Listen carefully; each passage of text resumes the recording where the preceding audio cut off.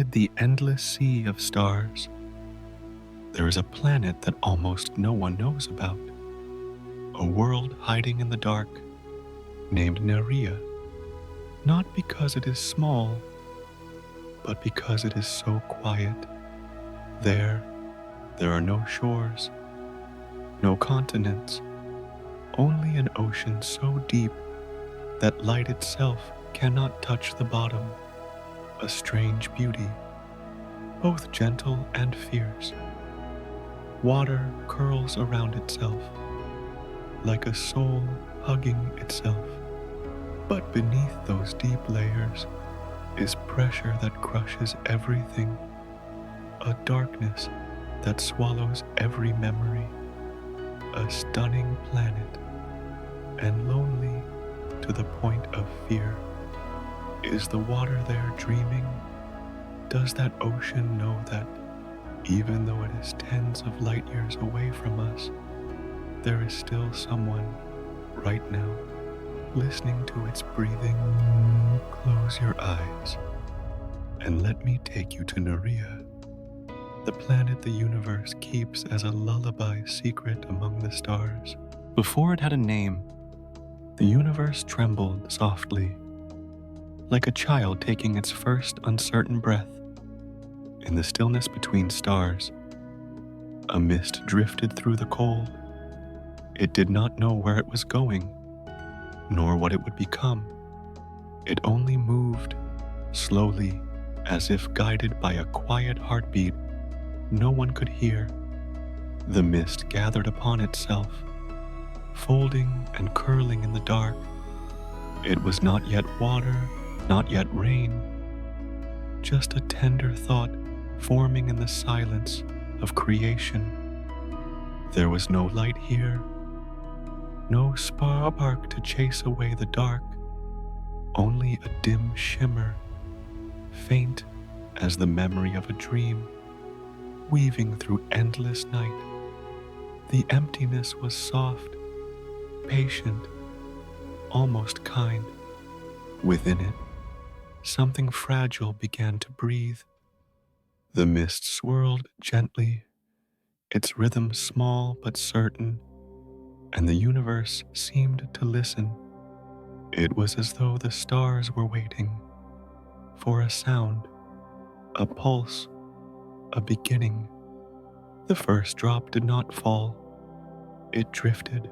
Slowly, it gathered others, tiny whispers of vapor, calling out to one another, joining hands in the void. They came together, not with force, but with longing. Together, they formed a seed. It was not large, not loud, but it carried a quiet promise that from silence, something fluid and alive could be born.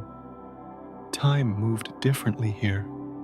Seconds were centuries. Centuries were moments. In this still and tender slowness, warmth touched the edges of the mist. The first sigh of motion spread across the darkness, and the seed began to glow. It did not shine like a star.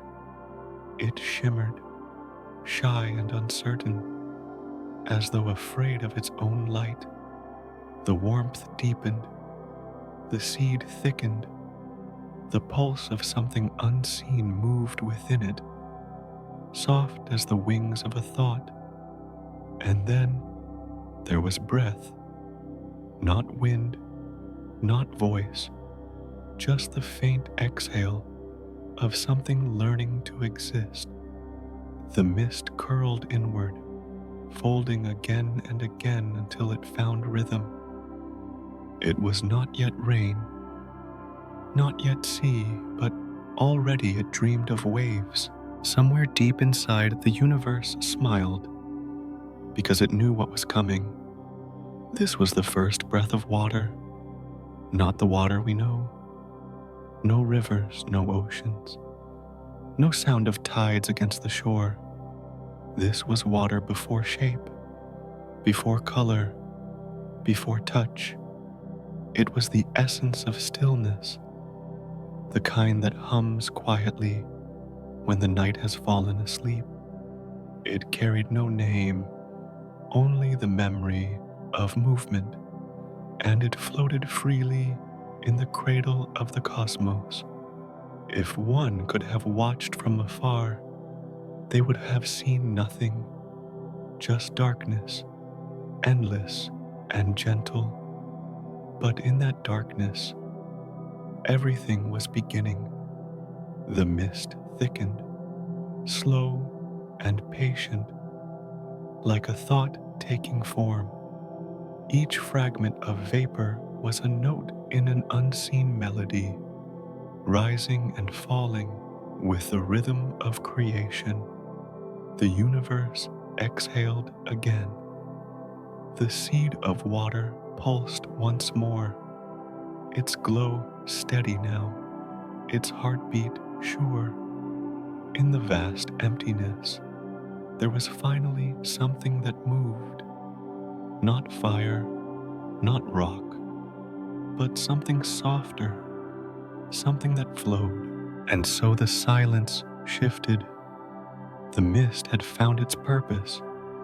It was gathering, breathing, dreaming. The first whisper of a world was being written, one drop at a time. The cosmos, once still, now held the secret of motion within its hands.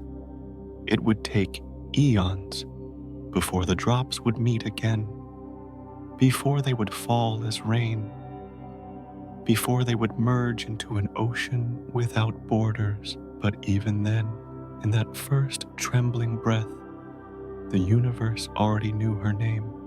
She was not yet Nerea, not yet the planet without shores. She was only a dream of water suspended between silence and light. And as the darkness deepened, the mist continued to gather, pulsing faintly like a heartbeat beneath sleep. It waited, not in hurry, not in fear, but with the patience of something eternal. Soon, the silence would break. Soon, the heavens would weep softly for the first time. And from those tears, a world would begin to breathe. At first, there was only mist, soft, weightless, and wandering. But as time unfolded, like a long exhale, the mist began to gather, drawn by an invisible rhythm. From the quiet heart of creation came the first drop, then another, and another still. They did not fall quickly, they drifted. Each drop carried the memory of stillness, yet longed to move.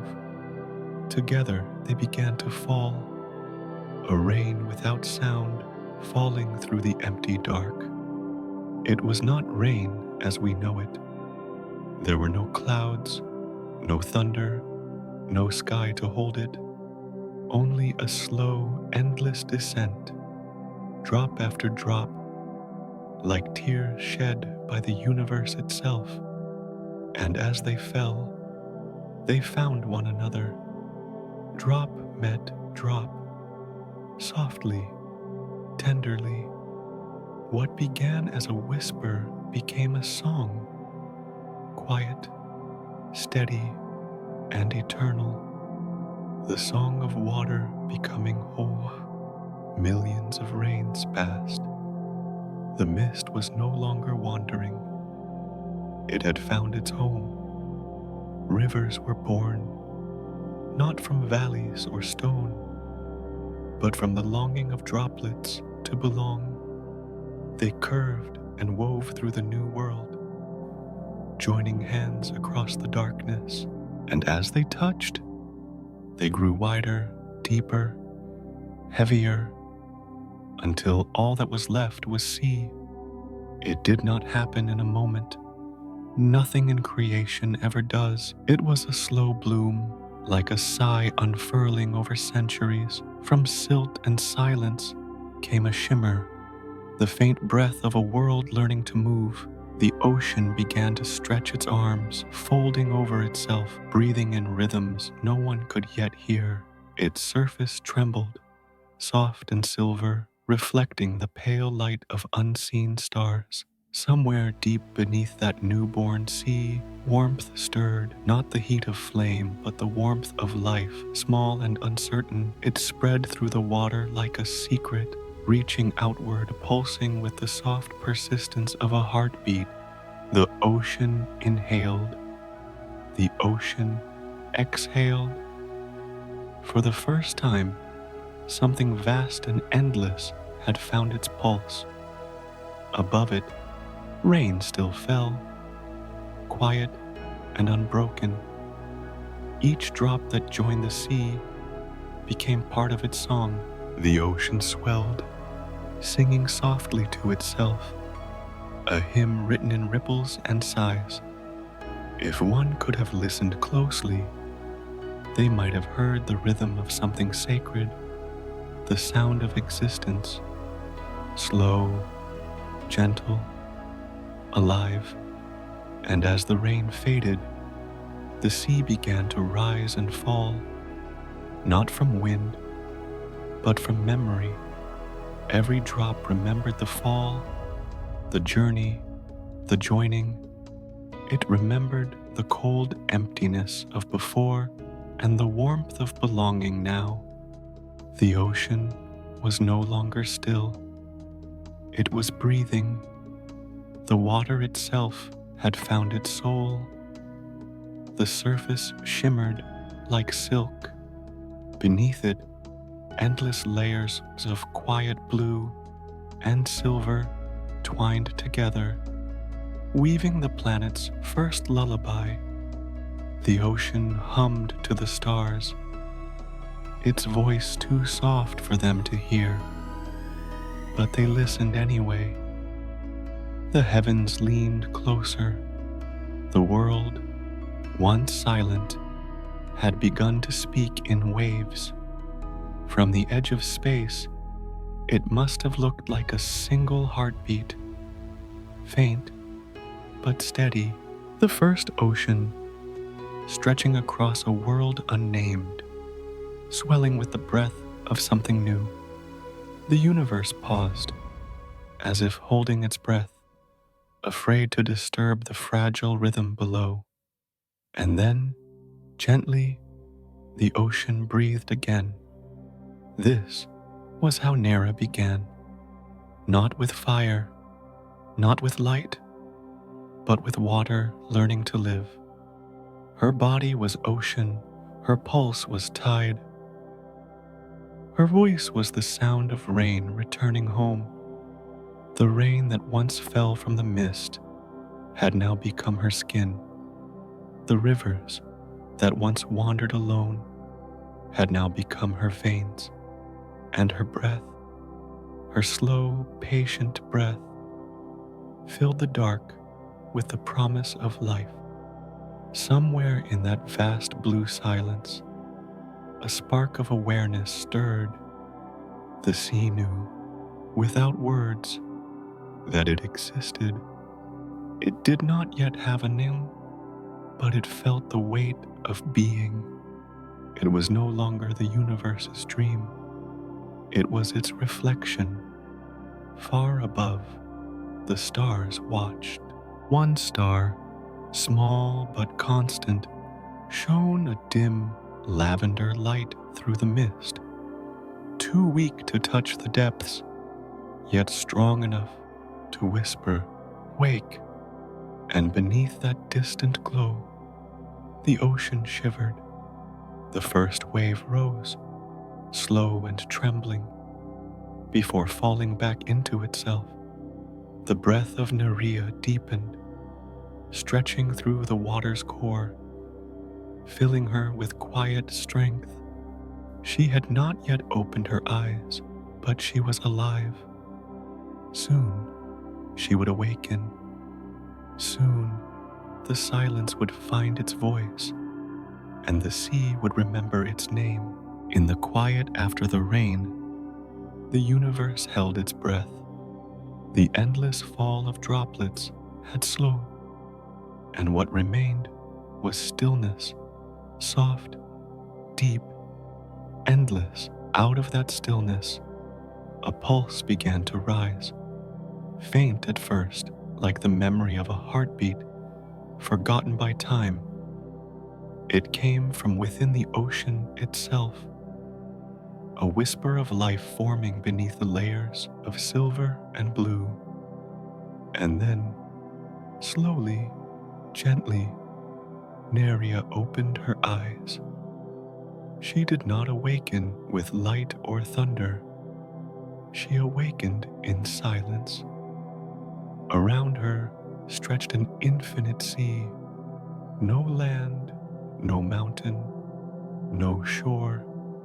The whole of her body was water, moving, breathing, reflecting the dim shimmer of a faraway star.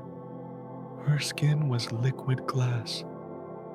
Her veins were tides. Her breath was mist. The waves that formed upon her surface were not made by wind, but by the rhythm of her own awakening, calm, patient, and eternal. Above, the light from her star tried to reach her depths, but the mist was thick, heavy with memory. It filtered the glow into shades of violet and blue, turning the sky into a soft twilight that never ended. The rays touched the surface and lingered there, trembling, afraid to dive deeper. Beneath, the water stretched into darkness that no light could cross, a world divided by color, a sea of pale silver above, and an ocean of endless night below. Yet within that darkness, there was movement. Nerea could feel it, small currents tracing paths across her body, circling, meeting, separating again. Each wave seemed to carry a thought, each drop a sigh. Her consciousness spread like ripples, touching every corner of her vast blue self. She was both the sea and the silence between its waves. In her half-dreaming state, Nerea began to listen. The stars whispered faintly through the mist, calling her by a name she did not yet know. Their voices shimmered like threads of light, weaving patterns across her surface. She could not answer, but she could feel them, distant, watching, kind. She knew she was not alone, even in her solitude. Slowly, her heartbeat steadied. The rhythm of water became the rhythm of life. Nerea breathed, and her waves lifted in unison, as if the ocean itself exhaled. The mist above her trembled and shimmered, rising higher, expanding with each breath. The air and the sea moved together, learning to dance for the first time. Time slipped past without count. Nerea's pulse deepened, and her reflection grew more vivid. The line between sky and sea almost vanished. When she looked upward, she saw only herself mirrored back, an endless loop of water meeting water. It was a strange kind of peace, the comfort of knowing she was whole, even without boundaries. There were no sounds except the hum of existence. The waves folded softly, the mist sighed, and in that gentle harmony, Nerea realized she was alive. The thought came not in words, but in warmth, a deep glow spreading through her waters, a silent gratitude to the universe that had dreamed her into being. She did not question why she existed. The act of breathing was enough, and so she drifted, a living ocean wrapped in clouds, a heartbeat lost among the stars. Every breath she took rippled through space, touching the light that had once given her birth. The universe, sensing her awakening, answered in silence. Somewhere far away, another star pulsed, as if to say, "Welcome." Nerea smiled in her own way, through the rising and falling of her waves, through the shimmer that crossed her surface like laughter. She felt the warmth of her star again, weak but constant, brushing her face through the fog. It did not pierce her depths, but it painted the world above her with a faint, violet glow, a gentle promise that light still remembered her. The endless ocean stirred. Beneath the calm, something vast was taking shape. The deep began to move, not violently, but with purpose. It was as if Nerea's heart, hidden within her depths, was trying to find its own rhythm against the pull of eternity. The surface trembled softly, mirroring her first breath. Her eyes, invisible yet aware, turned toward the faint horizon where sea met sky. It was impossible to tell where one ended and the other began. The boundary had vanished, just as she herself had been born from nothingness into everything. In the great silence between stars, Nerea took another breath. She was awake now, fully and quietly alive. And with that breath, the ocean began to sing, not in sound, but in light and motion, a lullaby meant only for the universe to hear. Far above, her star flickered once, scattering its glow across the mist like soft rain. The light trembled and spread, painting her sky with new colors: lavender, silver, blue. The heavens seemed to lean closer, listening to the slow, patient hum of her awakening. And there, between the warmth of her rising light and the cool hush of her depths, the first dawn of Nerea began, not of day, but of awareness. There was no morning on Nerea, no sunrise, no fading dusk. Above its ocean stretched a ceiling of vapor, thick and unmoving, hiding the stars that had once watched its birth. The air was heavy with moisture, an ocean suspended in the sky. The light that reached it was faint, pale and trembling, a small remnant of the distant sun that lingered beyond the mist. The sky was not dark, but neither was it bright. It hovered somewhere between, painted in endless shades of gray and violet. A soft, steady glow drifted through the clouds, not strong enough to cast shadows, not gentle enough to disappear. It lingered, timeless, changeless, like the slow breath of something that never wakes. Every layer of vapor above moved in long, rhythmic waves, as though the planet itself was exhaling. The light wove through these sheets of mist, bending, scattering, and dissolving before ever reaching the sea. It did not arrive as a beam but as a shimmer, fading as it fell, until it became only the faintest trace of warmth upon the surface. From afar, Nerea appeared, wrapped in twilight. Its surface mirrored the dimness of its sky, creating a horizon without edge. The boundary between sea and air was blurred, one flowing into the other, both made of the same substance, water, and silence. Nothing was fixed. Everything drifted with slow intention, like thought without a thinker. No color broke the stillness. The mist turned light to silver, silver to violet, and violet to gray. The ocean below reflected these tones, upward until sky and sea became indistinguishable. Even the faint glow of the sun was swallowed before it could find a place to rest. All that remained was a glow that wandered endlessly, soft, unclaimed, and without source. At times, the mist above would thin just enough to reveal a dim circle, the ghost of a sun, blurred and uncertain.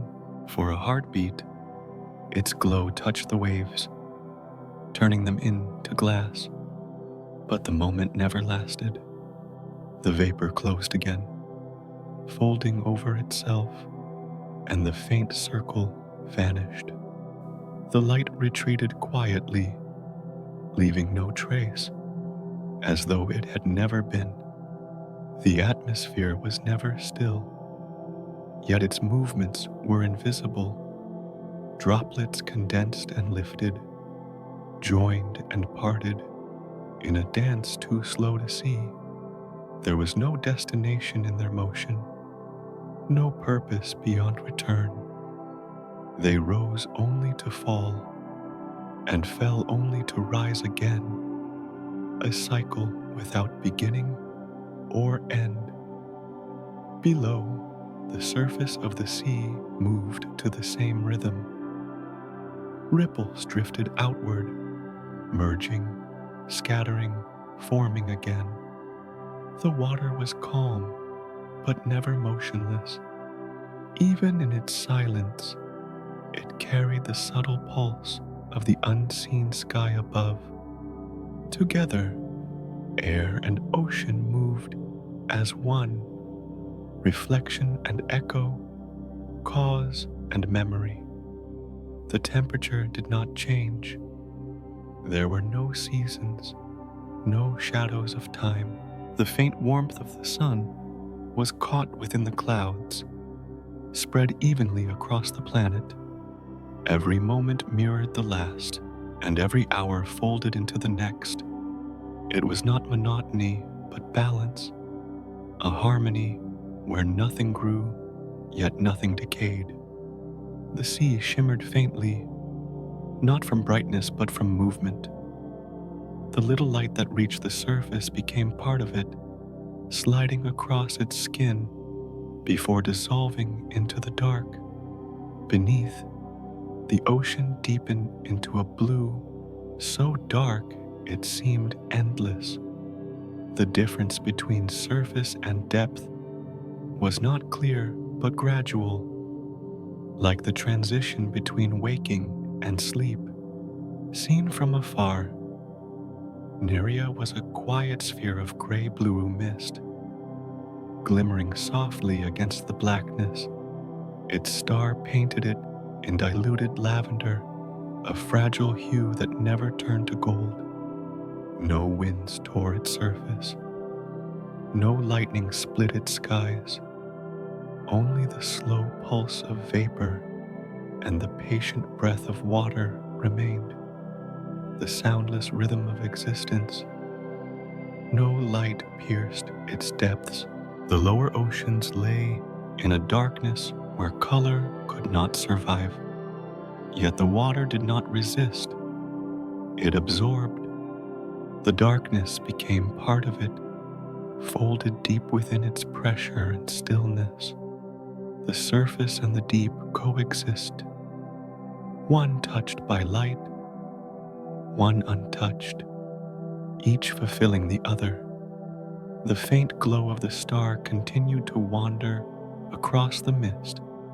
Sometimes it thickened, sometimes it dimmed, but it never broke through completely.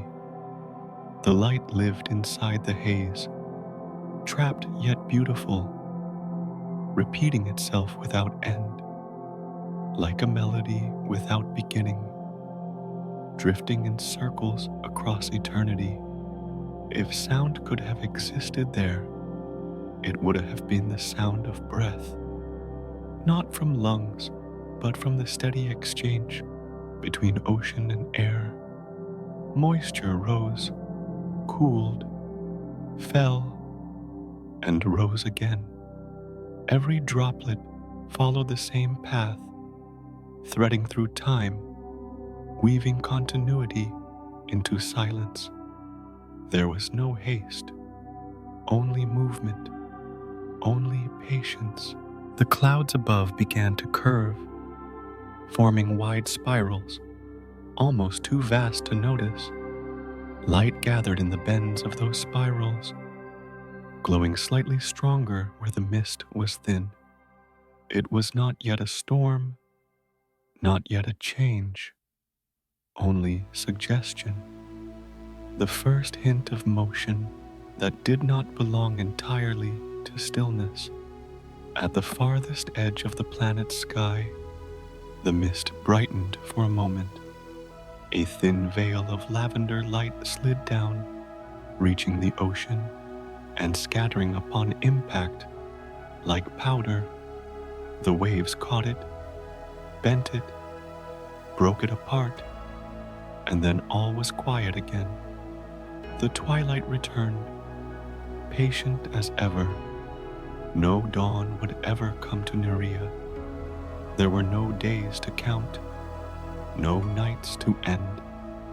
Yet within the sameness of its sky, a subtle transformation had begun. Deep within the ocean, far below where light could reach, something stirred. It was not life, not thought, not will, only motion, a slow shift born of imbalance too small to see, too deep to stop. Above, the mist remained unchanged, calm, gray, infinite. But below, the water began to move with a new rhythm, faint as a whisper. The world that had seemed timeless was beginning to breathe again. This time, not from its air, but from its sea. There were no shores on Nerea, no cliffs to meet the water, no ground to stand upon, no edge to break the rhythm of the sea. The ocean stretched endlessly, folding over itself again and again, a mirror without a frame. Every direction was the same, soft horizon melting into soft sky. It was a world built entirely of water, moving slowly through time, without destination, without memory. The waves did not crash or roar. They drifted. Their motion was patient, eternal, like the breath of something that had never needed to stop. There were no tides, no beaches, no islands to anchor them. The ocean of Nerea moved in circles, so wide they could not be seen, turning quietly beneath its own weight. It was movement without journey, endless flow without beginning or end. At the surface, the water gleamed faintly, catching what little light could escape the mist. It shimmered in soft gradients of gray and blue, a reflection of the sky above. Beneath the surface, the world deepened, thickened, and grew dense. The ocean was not uniform. It carried layers within layers, textures of liquid changing under invisible pressure. The upper sea was light and smooth, water that drifted like breath, stirred only by the faintest whisper of wind. Below it, the water grew heavy, its motion slower, more deliberate, and deeper still, Beyond sight or sound lay a realm where the ocean turned solid from its own weight. There, under crushing darkness, the water froze not into ice as Earth might know it, but into a dense, glowing mass that neither melted nor broke. It was water that had forgotten how to be liquid, held in place by the endless embrace of pressure. In that depth, the sea held its secrets. No light could reach there, no color could survive. Only the quiet pulse of movement remained, the trembling of molecules pressed against the weight of eternity. From the surface to the core, Nerea was one continuous body, changing form, yet never breaking connection. It was a single breath drawn and never released. There was no separation between above and below. The clouds were water, the sea was water, and even the thin air that lingered in between was only another version of the same element.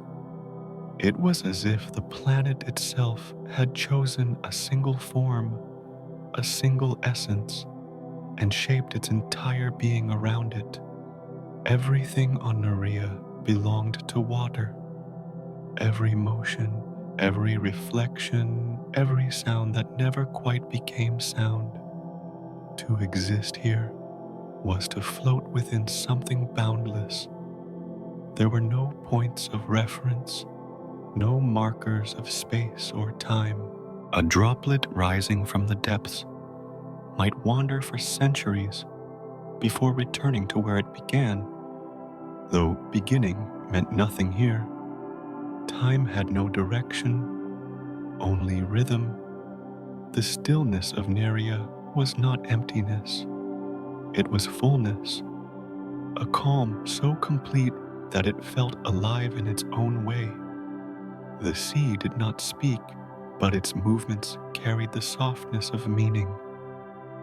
Each current moved because another had passed before it, each ripple because of the weight above it. The world was a series of quiet responses, endless and self-sustaining. From space, the planet looked like a thought paused mid-sentence. Its colors changed gently with the angle of its faint sun. Silver at dawn that never came, indigo at dusk that never left. But up close, everything was motion.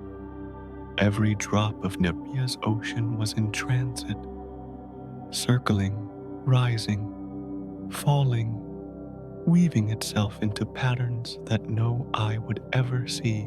Sometimes, the faint wind that passed through its upper clouds would press against the surface, stirring faint spirals into being.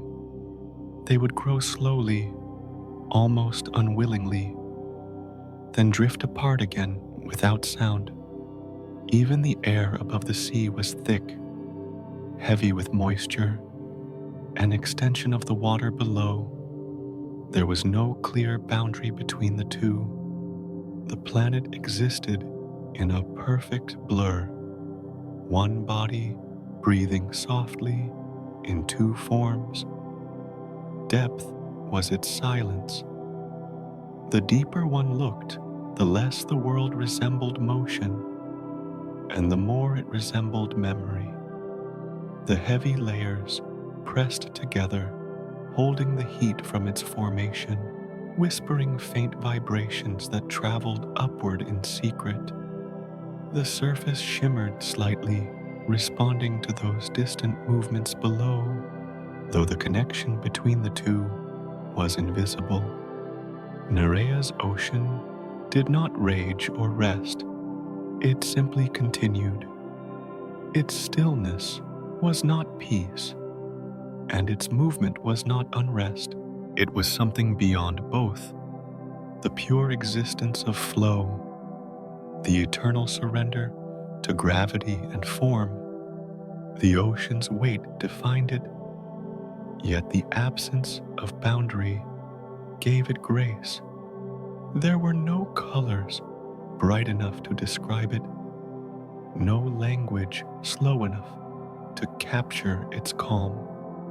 It was as if the planet existed outside the idea of change, outside the concept of time. Yet in that constancy, there was a quiet kind of beauty, the kind that did not need to be seen to be real. The light from the distant star touched the upper mist again, refracting through layers of vapor, breaking into fragments before fading. Each fragment landed gently on the sea, leaving a shimmer that lasted only seconds before being swallowed. The glow disappeared, but the pattern of its arrival remained, invisible but remembered. Through it all, the ocean kept moving, unaware of how vast it was. There was no awareness to speak of, only continuity, a seamless repetition that defined its existence. Nerea was both the surface and the deep, both the beginning and the endless continuation. If the universe could have listened closely, it might have heard the rhythm hidden beneath that silence, the faintest pulse of liquid shifting beneath liquid, the murmur of water remembering itself. It was not the voice of a world asking for meaning, but the sound of one that already was. The planet's stillness did not last forever. Below, the calm, slow currents began to twist in the dark.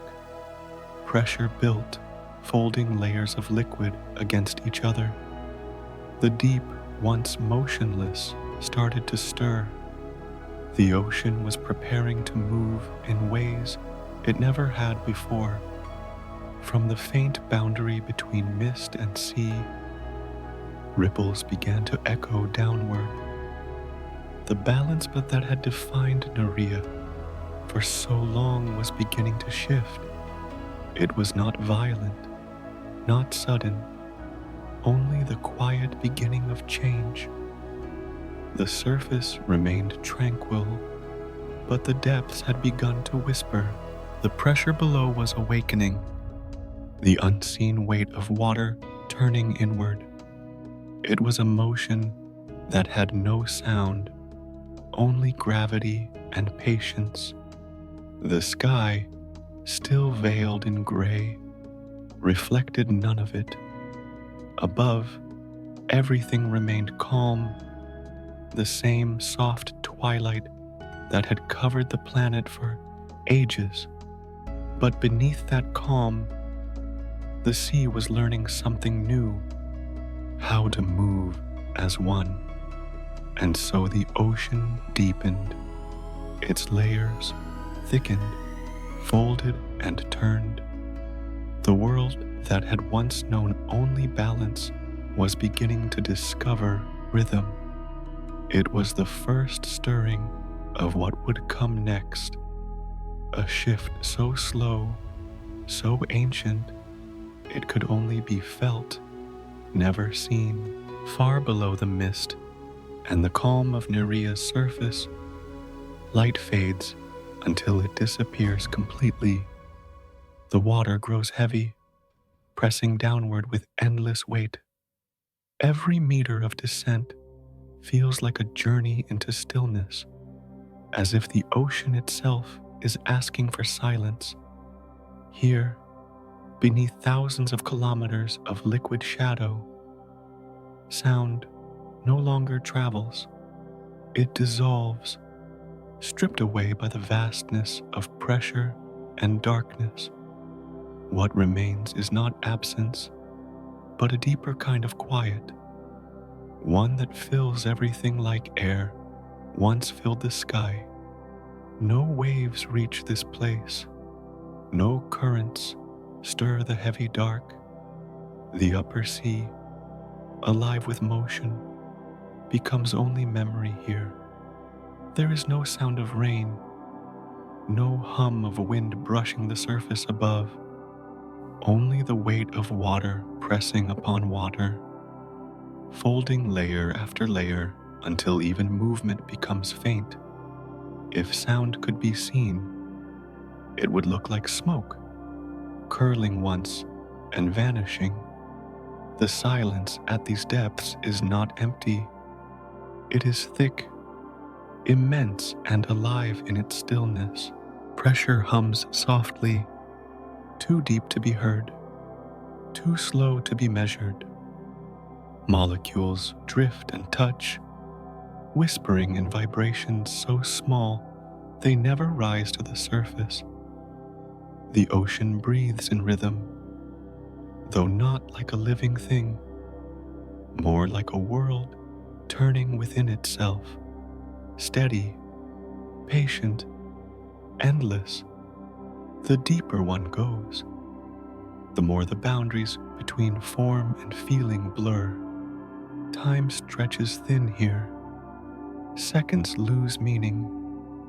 The descent becomes a suspension, a pause between what once was and what will be. The water grows dense, turning from fluid to something almost solid, yet never still. Even when nothing moves, the sense of weight continues, pressing from every direction.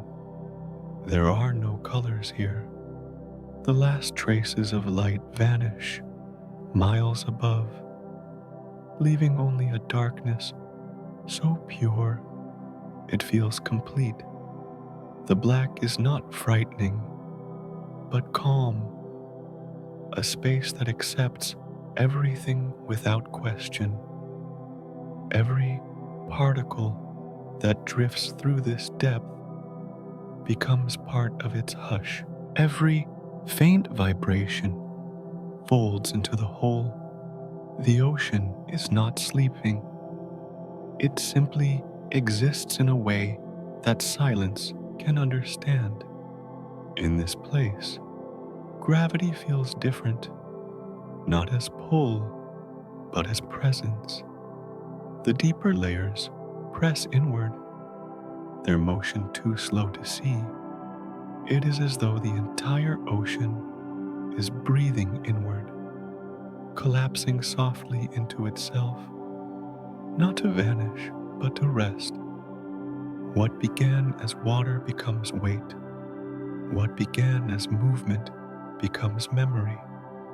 The planet's pulse slows until it is indistinguishable from stillness. If one could somehow listen, truly listen, they might sense a rhythm in the dark, not a sound, but a pattern, a pulse too deep to be called a heartbeat. It is the gentle contraction of water under pressure, the faint shift of energy as layers settle and breathe. Nerea's silence is not the absence of motion, but motion so even, so complete, that it ceases to be noticed. The world above continues to shimmer faintly in twilight, unaware of what lies below. Yet it is this quiet foundation that keeps everything intact. The calm on the surface exists because the deep refuses to stir. The balance between movement and stillness, between weight and space, is maintained by what cannot be seen. The deep carries the surface like a dream carries its meaning, invisible yet inseparable. From time to time, a slow wave of pressure moves through the darkness, rising from the core and fading before it reaches the surface. It has no sound, no speed, only rhythm. Each wave takes centuries to travel, yet it never stops. The sea listens to itself in ways the universe will never know. In this silence, there is no fear, no waiting, no need for change. Everything is constant. The water holds itself together, compressed beyond imagination, yet balanced so precisely that it feels weightless within its own gravity. The deeper it grows, the more it resembles thought, not human thought, but the stillness before an idea begins. No creature moves here, no light drifts through. Only the subtle pressure of being fills this space, and still there is movement, though it cannot be felt. A slow rearranging of the unseen, a whisper of heat carried from the core. The deep holds the memory of creation. Every particle remembers the time when it was mist, when it was air, when it fell as rain from the newborn sky. The silence of Nerea's depths is the closest thing to timelessness. It does not sleep, because sleep implies waking. It does not end because ending implies sound. It is simply the continuation of quiet, a horizon within water. Above, faint ripples cross the surface, unaware of what lies beneath them. They are small gestures against the vast stillness below. If one could see both at once, the restless shimmer above and the silent dark below, one would understand the nature of the planet. Movement resting within stillness, sound dissolved into silence, energy balanced by the weight of calm. The layers of water continue to fold upon one another, dense enough now to carry light only as memory. Every vibration is swallowed, every wave absorbed. What remains is equilibrium, the perfection of stillness where nothing needs to move. The silence here is not fragile, it is enduring. It holds the planet together, shaping everything above it. From the heart of this depth, faint pulses rise. They are not voices or messages, only the quiet reminder that existence continues, even when unseen. The energy moves upward, spreading through the layers like an echo that never reaches its end. It is Nerea's quiet breath, steady, constant, and older than time. The deep does not ask to be known. It does not demand to be heard. Yet every drop of water above depends on it. Without its silence, there would be no calm, no reflection, no balance. The stillness below sustains the endless rhythm above. And so, the deep remains holding the ocean in its embrace. Light may never touch it, sound may never return from it, but its silence fills the planet with strength. It is the unseen pulse beneath twilight, the heartbeat that has no sound, the breath that has no voice. Far above, the faint lavender glow still hovers in the mist. The surface moves gently, unaware of the quiet that sustains it. Yet the silence of the deep begins to change. Tiny shifts in temperature, faint rearrangements of pressure, small currents turning inward, the first signals of something stirring. It is not noise, not awakening, but transition. The deep has been still for too long, and the stillness itself has begun to move. The change is invisible, a rhythm within the quiet, a slow emergence of motion beneath the weight of silence. The world remains hushed, but the balance has tilted ever so slightly. What once only rested now begins to breathe again. At the very heart of Nerea, where no light can exist and no sound can travel. The weight of the ocean folds upon itself. Every layer presses against the next, a slow, unending descent of water becoming weight, and weight becoming form. The deeper it goes, the less it resembles what it once was. At the planet's core, the sea no longer flows. It is crushed into something dense, radiant, and unrecognizable.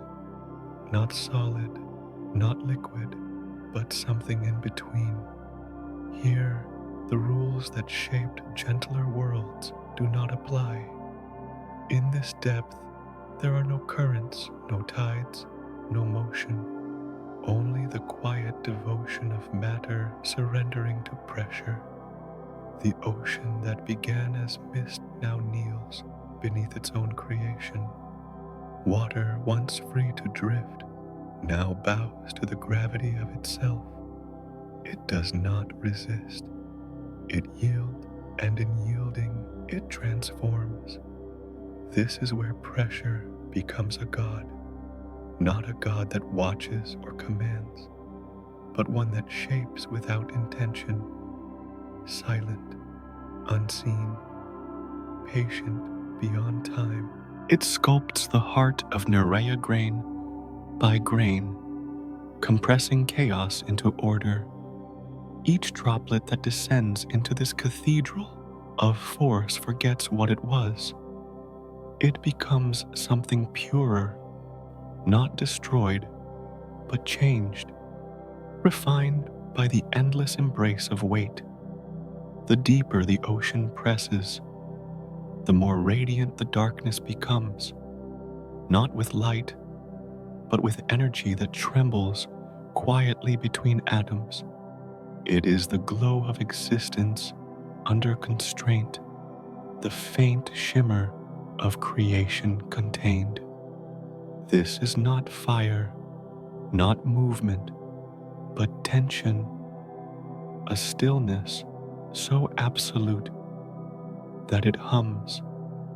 The hum is not sound, but feeling, the vibration of matter remembering that it is alive even in silence. Above this hidden heart, miles of ocean lie heavy. Every ripple on the surface, every sigh of wind above the mist, presses downward through those layers, whispering its weight into the deep. The message travels slowly, lost and reshaped by distance, until it reaches the core as pressure, not words, not sound, just force. The deep receives it, absorbs it, and responds by tightening, by becoming denser still. In this exchange between surface and core, Nerea maintains its being. The stillness above and the pressure below are partners in balance. The calm sea is only possible because of the unseen burden it carries. The silence of its depths exists because pressure keeps it intact, holding every droplet in place, keeping the planet whole. If the upper ocean is Nerea's breath, then this place, this unseen chamber of transformation, is its pulse. Slow, deliberate, older than time, each beat is the collision of gravity and endurance, the slow surrender of water into form. It is an act of faith that never ends, an eternal conversation between what moves and what cannot move anymore. In that infinite compression, a strange beauty takes shape. Water, stripped of its freedom, begins to glow faintly from within, a pale internal luminescence born not from light, but from pressure itself. It shines without shining, a soft radiance trapped inside a world that no longer knows what dawn means. It is the secret fire of Nerea, hidden beneath miles of frozen darkness. No human eye will ever see it. No instrument will ever reach it.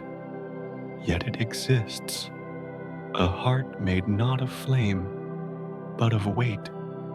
It does not beat in sound, but in pulse, like the quiet vibration of a dream. The god of pressure does not demand worship. It is worship in the purest form. The entire planet bends in reverence to it. Through endless time, the layers above continue to shift, pressing closer, tighter. The deeper ocean no longer changes quickly. It evolves with the slowness of eternity. Its structure is rewritten molecule by molecule, shaped by patience alone. What began as motion has become endurance, a still monument to the force that holds it together. The silence here is thicker than any elsewhere on Nerea. It is not the silence of absence, but of fullness, the kind that comes when everything has found its place. The ocean no longer struggles against gravity. It has accepted it, merging with the very weight that once sought to crush it. Out of surrender, a new kind of strength emerges, one that cannot be seen, only felt by the world that rests above it. This is how planets survive, through compression, through quiet resilience. What breaks at the surface endures at the core. What trembles above remains unshaken below. Pressure becomes both cage and sanctuary, both burden and blessing. It does not destroy, it transforms. In the still heart of Nerea, the laws of the universe bend toward simplicity. There is no chaos, no struggle, only the eternal act of holding. The deeper the weight, the purer the order. It is a form of creation that needs no witness, no applause. Every atom finds its place. Every vibration becomes part of a single, sustained note that hums through the planet's body like prayer. Above, the ocean remains vast and open. The mist still drifts across the sky, soft and gray, unaware of the cathedral of pressure beneath it. Yet the connection is constant. Every motion at the surface sends a whisper downward. Every tremor below sends a breath upward. It is a harmony no ear can hear, a balance maintained through silence alone. If one could stand outside of time and listen to Nerea from afar, they might feel this harmony rather than hear it. A slow vibration, patient and unwavering, radiating through space like the echo of a heartbeat long forgotten. Not life as we know it, but the rhythm of existence, a planet remembering itself through pressure. Deep in the core, the transformation continues. Water is no longer water. It has become something else entirely, a substance without name, an essence beyond understanding. It holds both heat and stillness, both movement and rest. It is everything the planet has been, condensed into one perfect state. And then, beneath the weight of eons, the balance shifts again. The pressure, steady for so long, begins to change. Layers contract, Energy gathers, movement stirs in patterns unseen. The god of pressure, once silent, begins to hum louder, the soundless vibration deepening through the planet's bones. It is not destruction, it is awakening. The deep begins to tremble, softly, almost imperceptibly. The same tension that shaped Nerea now reaches outward, pressing against the layers above. It is not a storm, not yet, only the beginning of one. The god of pressure stretches its invisible hand toward the surface, shaping the next chapter in silence. Light comes to Nerea quietly. It travels across the void with the patience of centuries, crossing distances so vast that time itself begins to soften around it. And when it finally reaches the planet, it does not arrive in triumph. It does not blaze or break. It simply falls, softly, carefully, into the waiting haze. The mist receives it like an ocean receiving rain. The rays touch the upper clouds, then bend, scatter, and fade. They dissolve before they can descend, their journey swallowed by layers of vapor too dense to yield. The light does not fail. It only forgets what it was meant to become. Above the endless ocean, it drifts and dims, folding into the gray until it becomes part of it. There are no shadows on Nerea. Shadows require contrast, and here there is none. Everything glows faintly and equally, a muted twilight that never brightens or fades. The light wanders aimlessly through the clouds, caught between arrival and disappearance. It is as though the planet itself does not wish to be seen. At times, faint colors bloom for a heartbeat, a silver shimmer, a blush of lavender, a faint streak of blue, before melting back into the mist. They are ghosts of color, memories of light rather than light itself. The sky holds them for a moment and then releases them, folding them into its endless gray sleep. From space, the planet looks serene, wrapped in a blanket of cloud that glows from within. To a distant eye, it might seem radiant, as though its surface burns with life, but that brightness is only illusion. Light caught and turned back upon itself. Nothing escapes the haze. Every photon that arrives becomes part of the planet's quiet luminescence, a borrowed glow that never reaches the sea below. Beneath the clouds, the water waits, unlit and unbroken. The surface shivers faintly under the weight of the light above, but no gleam pierces its skin. The glow stops where the vapor ends. Below that line, there is only darkness, not empty, but thick and living. A darkness that holds the weight of all forgotten things. Light on Nerea has no purpose. It does not guide. It does not warm. It does not reveal.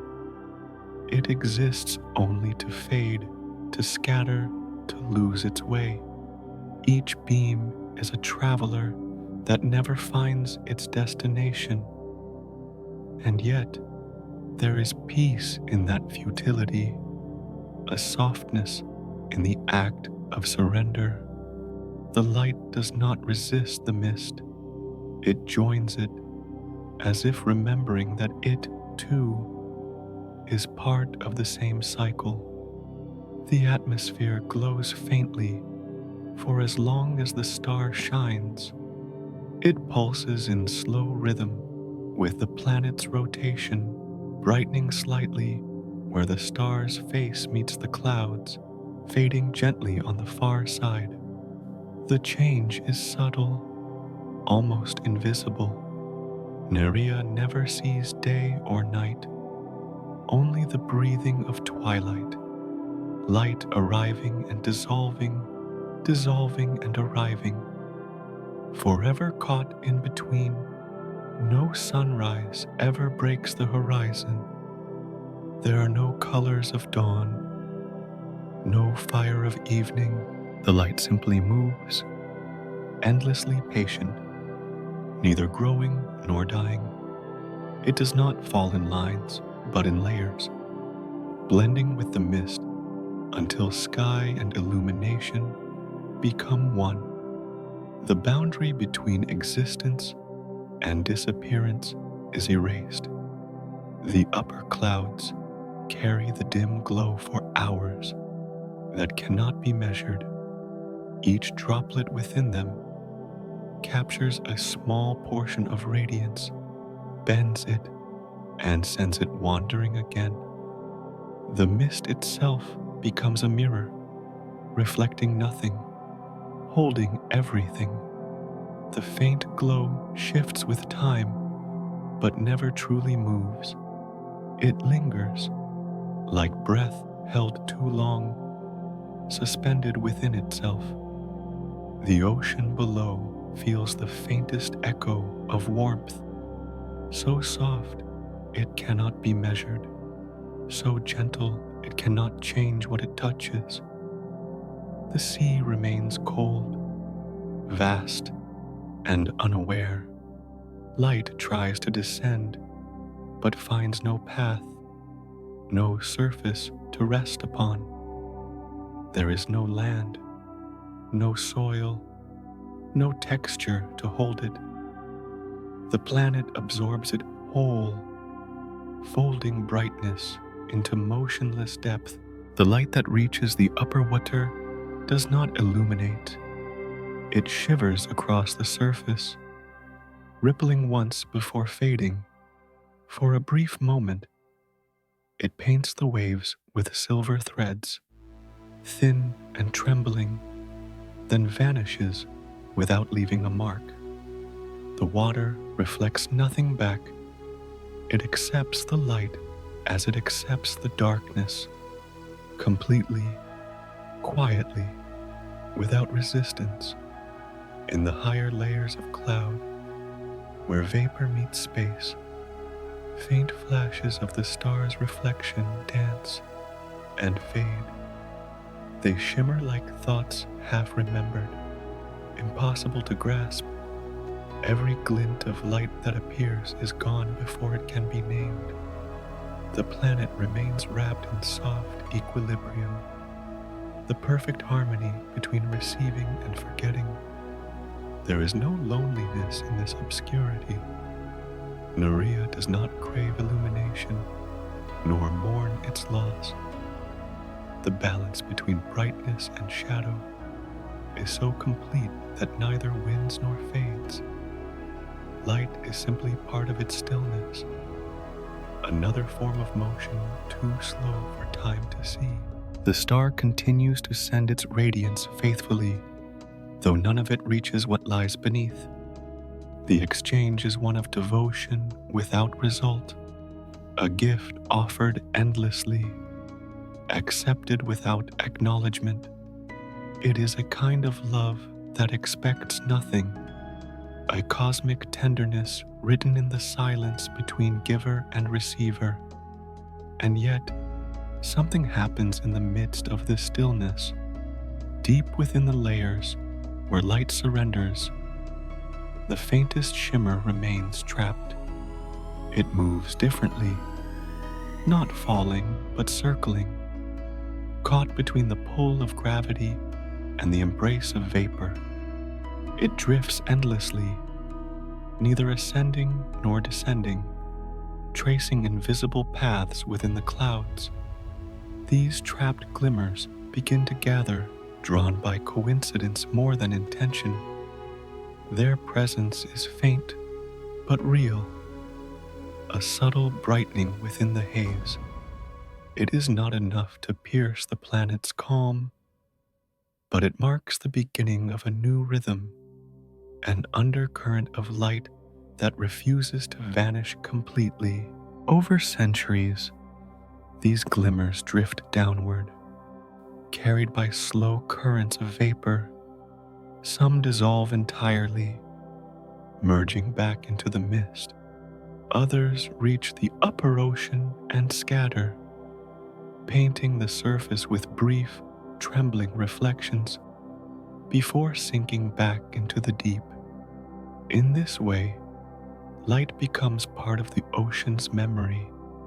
It is never lost, only transformed, turned into quiet shimmer within motion. Above, the mist continues to glow with soft indifference. Below, the sea holds the last traces of that fading light, keeping them alive in the way still water remembers a touch. Between them, the horizon disappears, a veil where giving and receiving never end. The planet remains wrapped in its own twilight, the light continuing its long journey of surrender. And somewhere deep below, beyond where even dim reflections can reach, the water stirs faintly. The trapped warmth of light has found its way down, carried by patience. In the darkness beneath the haze, invisible movement begins. Slow, quiet, almost imaginary. It is not brightness, not yet life, but the echo of light learning to move again. There are winds on Nerea, though they are unlike any winds known to gentler worlds. They do not carry warmth, nor scent, nor sound. They are born from contrast too faint to name, a subtle difference between layers of mist and ocean, between pressure and calm. Once they begin, they do not stop. They sweep across the planet endlessly, circling without destination, touching everything and belonging to nothing. These winds have no home.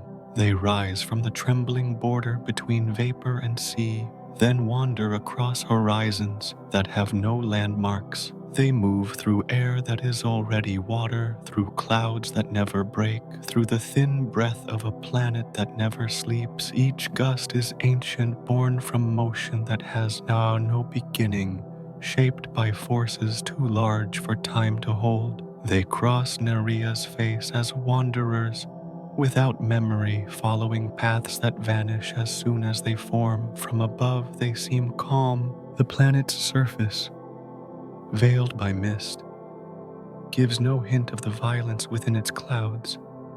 But deep inside the vapor, the winds rage silently, moving faster than thought, faster than sound, speeds that could tear apart mountains if mountains existed.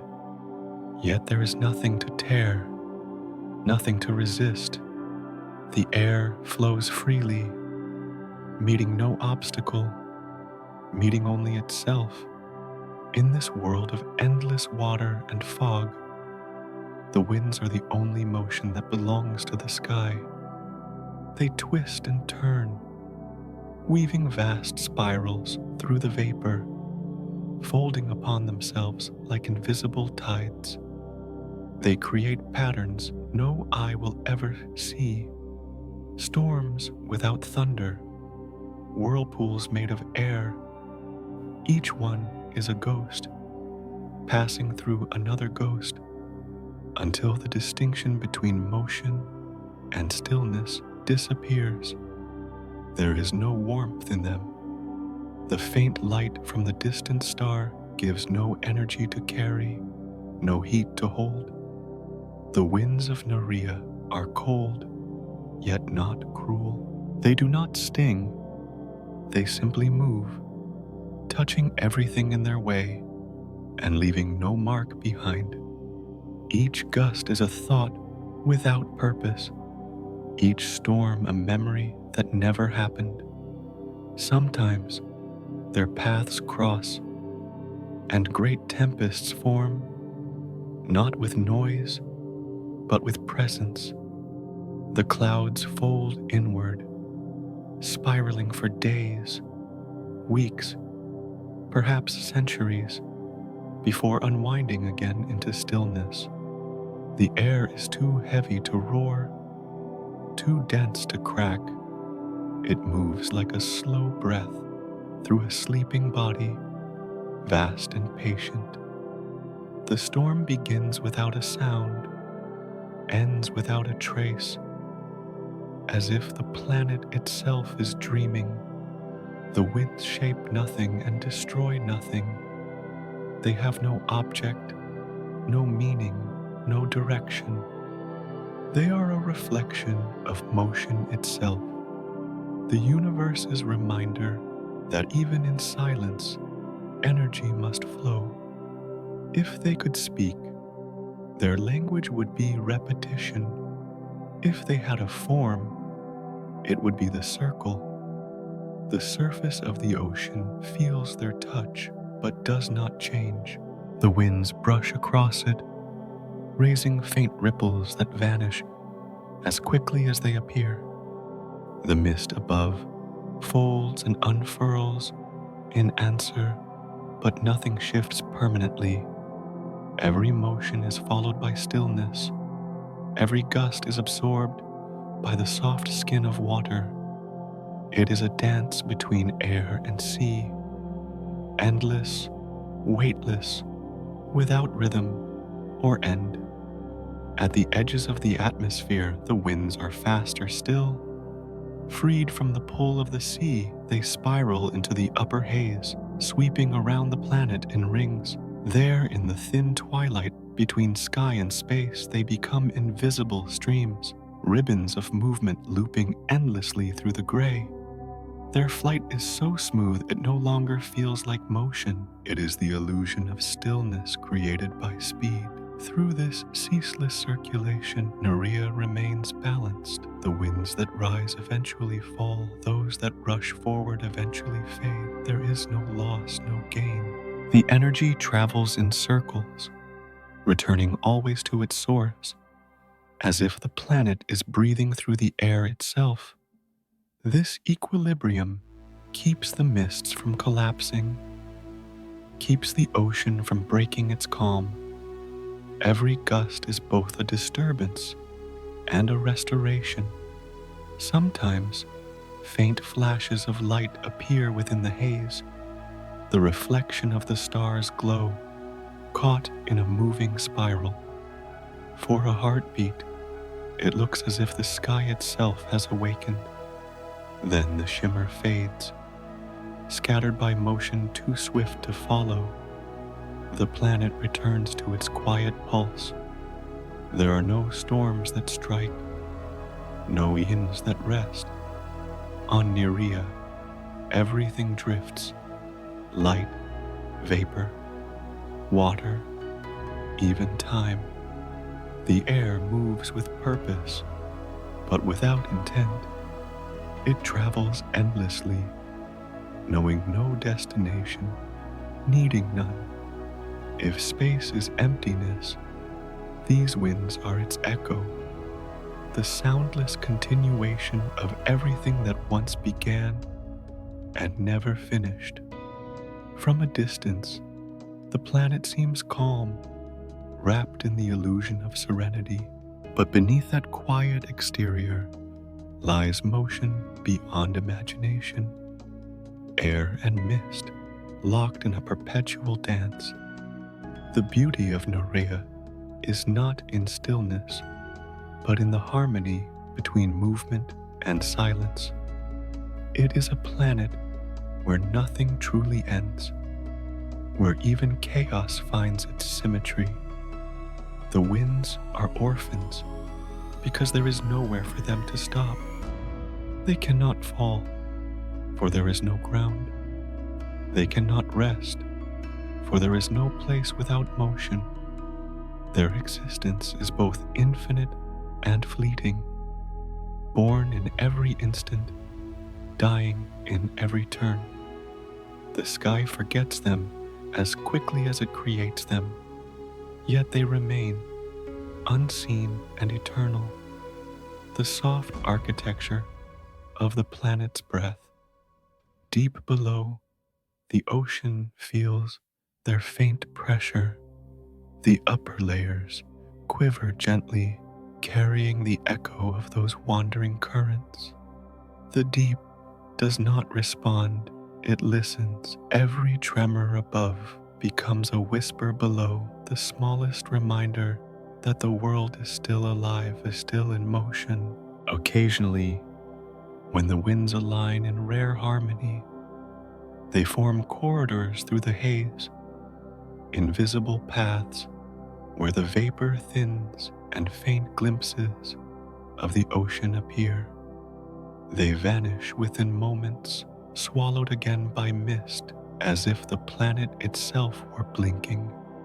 Through those fleeting openings, the starlight tries once more to reach the sea, but fails. The light, like the wind, remains without destination. This is how Nerea continues. The winds above, the silence below, and between them, the ocean that connects both. Each element feeds the other, turning endlessly in cycles that never pause. It is not a story of change, but of persistence. The universe finding beauty in motion that never ends. Far from the surface, where the air grows thin and the clouds stretch into the black, the winds begin to slow. Their speed does not fade, but their presence does, dissolving into the stillness of space. The boundary between atmosphere and void becomes invisible. Beyond it, nothing moves, yet even as they fade, the winds leave behind a trace, not of sound or dust, but of rhythm. The mist below continues to shift in their absence, remembering the paths they carved, the motion they left behind. The planet hums softly, carrying the memory of what has passed, shaping it into the next breath. And in that rhythm, something changes once more. The movement above begins to press downward. Layers of air meet layers of sea. Pressure builds, heat gathers, and for the first time in ages, the between them begins to tremble. The wandering winds are no longer content to roam the sky. They are beginning to reach for the ocean beneath. In the lowest darkness of Nerea's sea, where the pressure folds light into memory and silence into weight, something stirs. It is not large enough to be seen, nor strong enough to change the water around it. It is only a tremor, a single movement among countless others, so small that it might not exist at all. Yet within that trembling, there is rhythm, faint, uncertain, but real. The ocean has been silent for ages beyond imagining. Layers of water pressed together so tightly that even motion forgot itself. But now, at the border between warmth and cold, between stillness and flow, something begins to move again. It is not wind, nor current, nor pressure. It is smaller, quieter, the hint of a pattern forming inside chaos. No eye would ever find it, It has no shape, no color, no voice. It exists only as a possibility suspended within the liquid dark. Yet if one could listen closely enough, they might sense it, the soft pulse of becoming, the first fragile beat of a world learning to breathe. The temperature shifts by a fraction, and within that shift, the ocean rearranges itself. Tiny structures gather, drawn together by nothing more than the instinct to connect. They meet, touch, separate, and meet again, repeating a motion older than time itself. In the infinite calm of Nerea's depths, this repetition becomes purpose. The water, dense and ancient, holds the moment carefully, as if cradling something it does not yet understand. Every molecule hums faintly in response.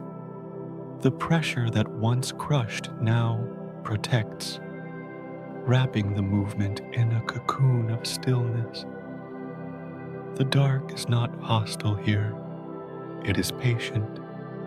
It waits without hurry, without expectation for the next tremor to come. Perhaps it is nothing. Perhaps it is everything. The universe has always hidden its beginnings in places too quiet to notice. Stars ignite in silence, and so might life, not with fire, but with warmth so soft it can only be felt, not seen.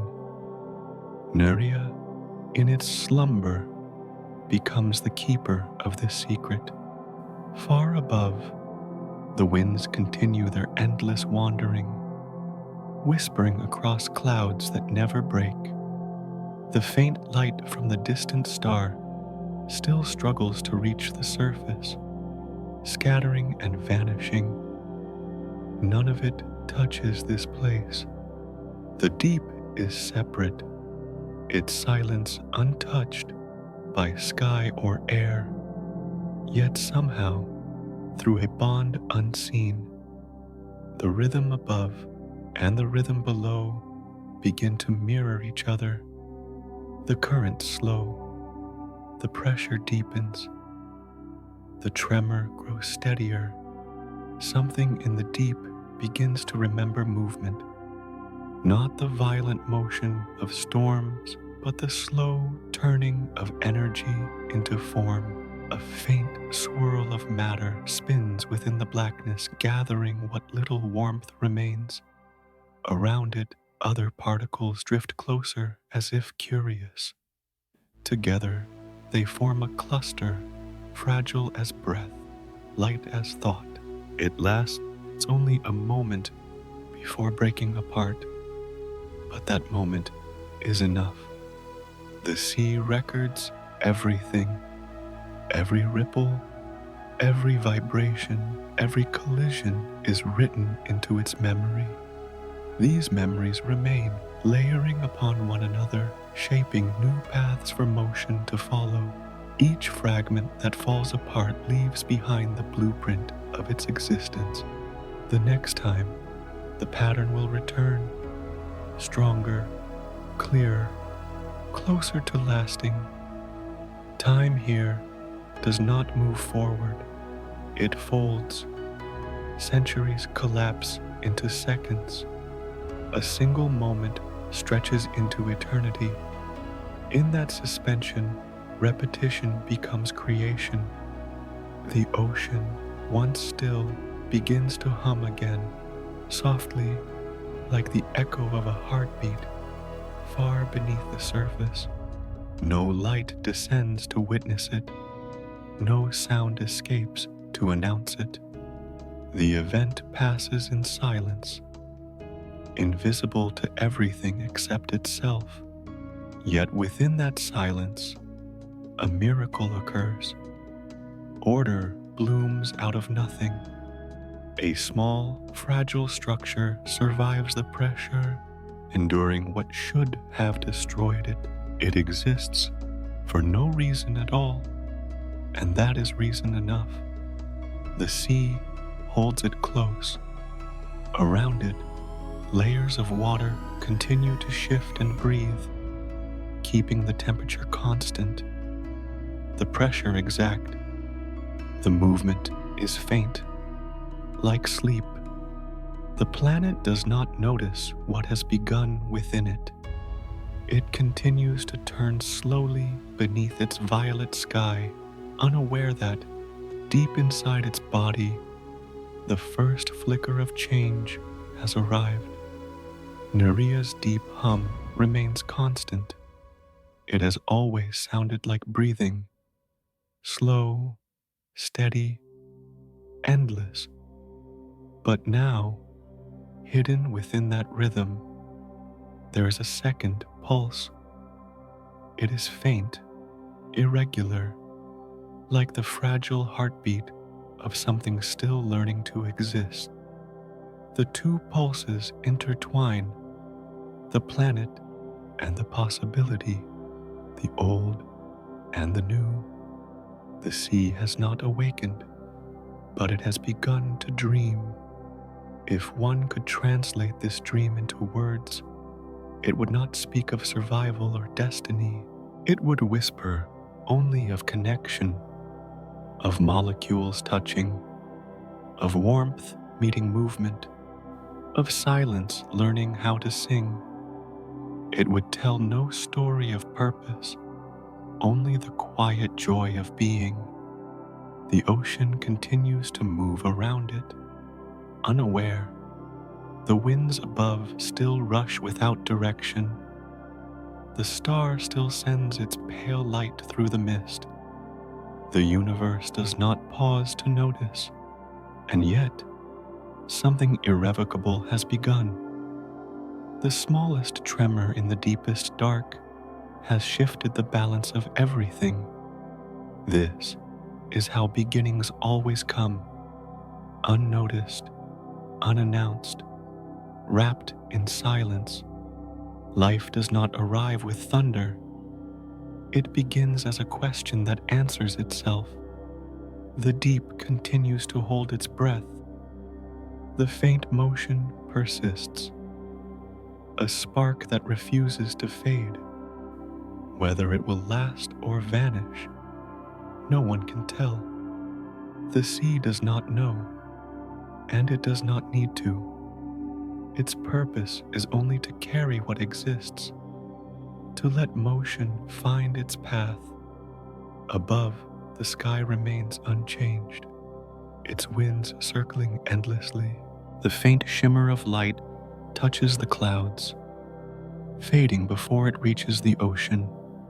But in that gentle fading lies something beautiful, the promise that not all light must shine to give life. Some only need to linger. Deep below, the tiny movement continues. It is smaller than sight, quieter than thought, but with every beat, it grows more certain. It is not yet alive, but it is no longer still. It moves with purpose now, not to reach, but simply to be. The pressure holds it close. The darkness wraps it in warmth, and the ocean continues to hum. Nerea, the planet without shores, cradles its first dream, and somewhere in that dream, life begins. Not yet born, but already becoming. The sea above trembles slightly, though no wind has touched it. The rhythm of the deep has reached the surface, soft and invisible. The world continues as before, unchanged in appearance, but no longer the same. Something has awakened within its silence. On Nerea, water carries memory. It has no voice, no mind, no form that can hold thought. And yet it remembers. Each drop, each ripple, each swirl beneath the mist bears the faint echo of what once was. Every molecule still carries the warmth of the distant star that gave it birth, the soft breath of vapor that became rain, the endless drift that became sea. Nothing on Nerea is still for long. The water moves in cycles that never end, rising, falling, returning. The vapor in the sky curls downward to become liquid again. The ocean breathes upward, becoming mist once more. There is no beginning to this exchange, no boundary to divide what was from what is. Within this constant movement lies memory, not of moments, but of feeling. The water remembers touch, not time. At the surface, the ocean sways beneath the gray light. Each wave bends gently into another, carrying fragments of reflection before letting them go. Beneath the surface, currents twist and fold through the darkness, tracing invisible paths. No current repeats itself perfectly, but each follows a rhythm older than the planet. It is as if the ocean knows where it has been, even when it no longer remembers where it began. When two streams meet, they merge without resistance, sharing not only their flow but their history. For a brief moment, they are the same, one drop remembering another. Then they drift apart again, carrying traces of what they have touched. Through this quiet exchange, Nerea's waters weave together the story of their own existence, a tapestry woven from repetition and return. Above, the mist floats in slow spirals. It gathers in the folds of wind, condenses, and falls again as unseen rain. Each droplet that descends carries with it the faint taste of what it once was: vapor, cloud, ocean, vapor again. Every fall is both memory and continuation. The cycle does not tire. It is patient, eternal, like the pulse of the planet itself. The air hums softly where water turns to mist. The transformation is soundless but alive, a whisper that moves through layers of vapor and sea. Though invisible, it marks the passage of memory between worlds, sky returning to ocean, ocean returning to sky. It is a rhythm without voice, a conversation without words. Sometimes, when the thin light filters through the clouds, it touches the ocean just enough to draw a faint shimmer across the surface. The reflection wavers, bends, and fades, but the sea remembers the contact. The light's warmth is absorbed, carried downward, passed from one layer to the next, until it disappears into the deep. And though the brightness vanishes, the warmth lingers, the trace of an encounter turned into memory. In the darker depths, where pressure holds the ocean still, memory becomes weight. Each movement above sends a tremor downward, where it slows, thickens, and folds into the stillness. Here, time is less a line than a pool. Moments settle instead of passing. The water below remembers not only motion, but stillness, the quiet presence of what has been before. Nerea's sea is not conscious, but it endures like something that has learned the shape of persistence. The water does not think, yet it recalls the forms it once held. Vapor, rain, mist, storm.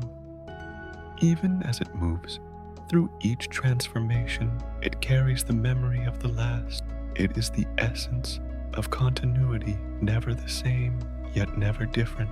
If one could trace the journey of a single drop, it would reveal an endless loop, drifting upward, falling down, diving deep, then rising again. Each passage would leave a faint impression, a soft memory pressed into the flow. No drop is ever truly lost. Each returns as part of something greater, carrying with it all that it has touched. The ocean's surface shivers as the winds brush against it. Every ripple records the gesture, holding it for a moment before smoothing it away. The act of forgetting becomes another form of memory, absence preserving what presence cannot. The water does not cling to its past, yet every movement contains the echo of what came before. In this way, the Sonkosa Sea of Nerea becomes an archive without walls. Its pages are made of motion, its ink of reflection. It keeps the story of itself not in words, but in rhythm, a rhythm that continues even when silence covers the planet like sleep. Far below, the pressure hums quietly, a constant reminder of the planet's weight. It compresses everything, yet it cannot erase what has already been written into the sea. Each layer, from the highest mist to the deepest core, remembers something different. The clouds remember warmth, the midwater remembers motion, the deep remembers peace. Together, they form the memory of Nerea, not a narrative, but a pulse. The star above still shines, though its light cannot reach the surface, yet the water remembers it anyway. The warmth that once touched its molecules long ago has never fully left. It lingers as a faint vibration, buried deep within each drop, repeating across generations of movement. Even now, when no sunlight falls, the ocean hums with the memory of that distant glow. Perhaps this is how life begins, not from spark or flame, but from memory itself. When motion remembers warmth, and warmth remembers stillness, something within the cycle changes. What was once endless repetition becomes awareness. Not thought, not desire, but a kind of knowing. The sea continues to flow, layer upon layer, remembering, forgetting, remembering again. It is both the dream and the dreamer, both the echo and the source. In every droplet, the entire history of the planet sleeps. The vapor that rose, the rain that fell, the ocean that remained. Above, the mist drifts on, oblivious to what lies beneath. The winds pass through, carrying the faint traces of moisture that will soon fall again. The cycle continues, as it always has, but something within it has shifted. The quiet recognition of repetition, the faint sense that every return carries purpose. Beneath the calm, the ocean stirs. The layers begin to shift, more slowly now, more deliberately. Movement takes on a pattern, small, steady, meaningful. The memory of warmth begins to gather, pooling in the lower depths. It is the start of something unseen, a subtle transformation that will take centuries to reveal itself. The sea, once only motion, begins to hold on to its patterns longer. The cycles stretch, and within that stretching, the first outlines of change appear. Not creation, not yet, but the whisper of it. The planet is remembering itself through water, through movement, through the slow rhythm of return. And as Nerea continues to breathe through mist and tide, the memory deepens. What was once repetition becomes history. What was once history becomes a possibility.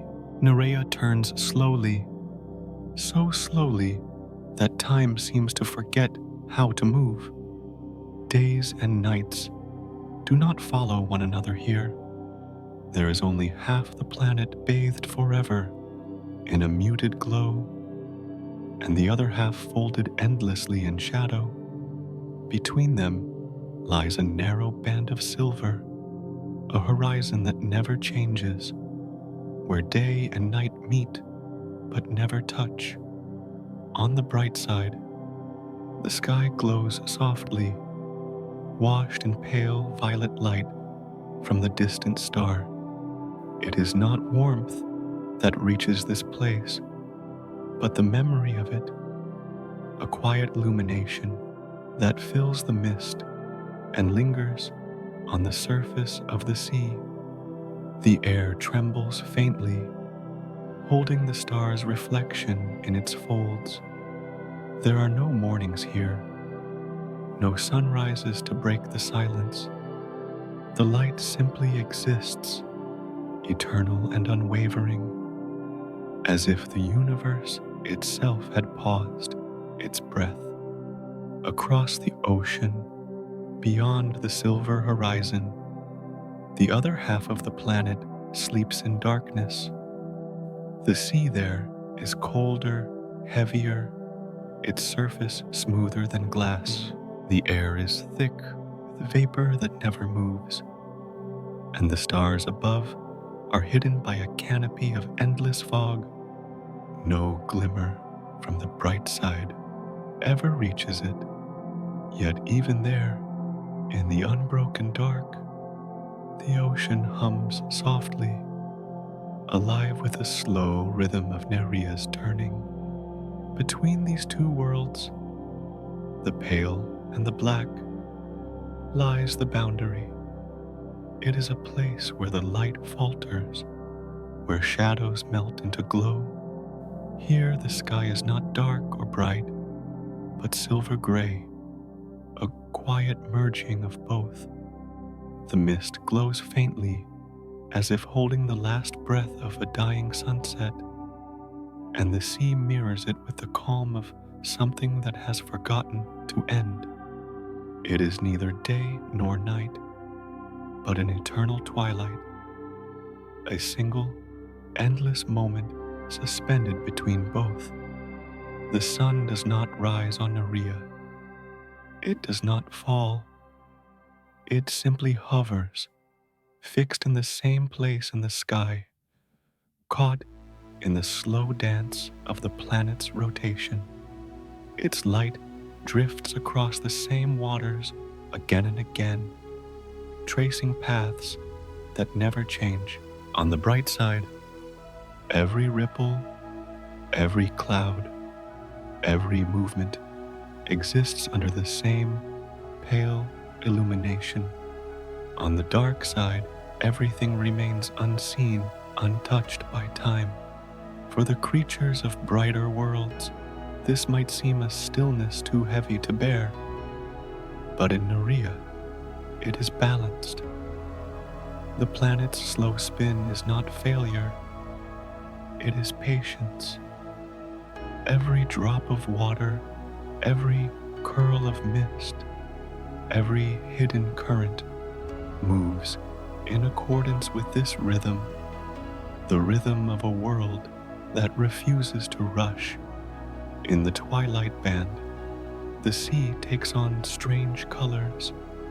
The silver of the sky seeps into the waves, turning them into liquid glass. Each swell catches a faint glimmer from the light above and carries it forward, letting it fade gently into the dark. The air here moves more slowly, its winds soft and circular.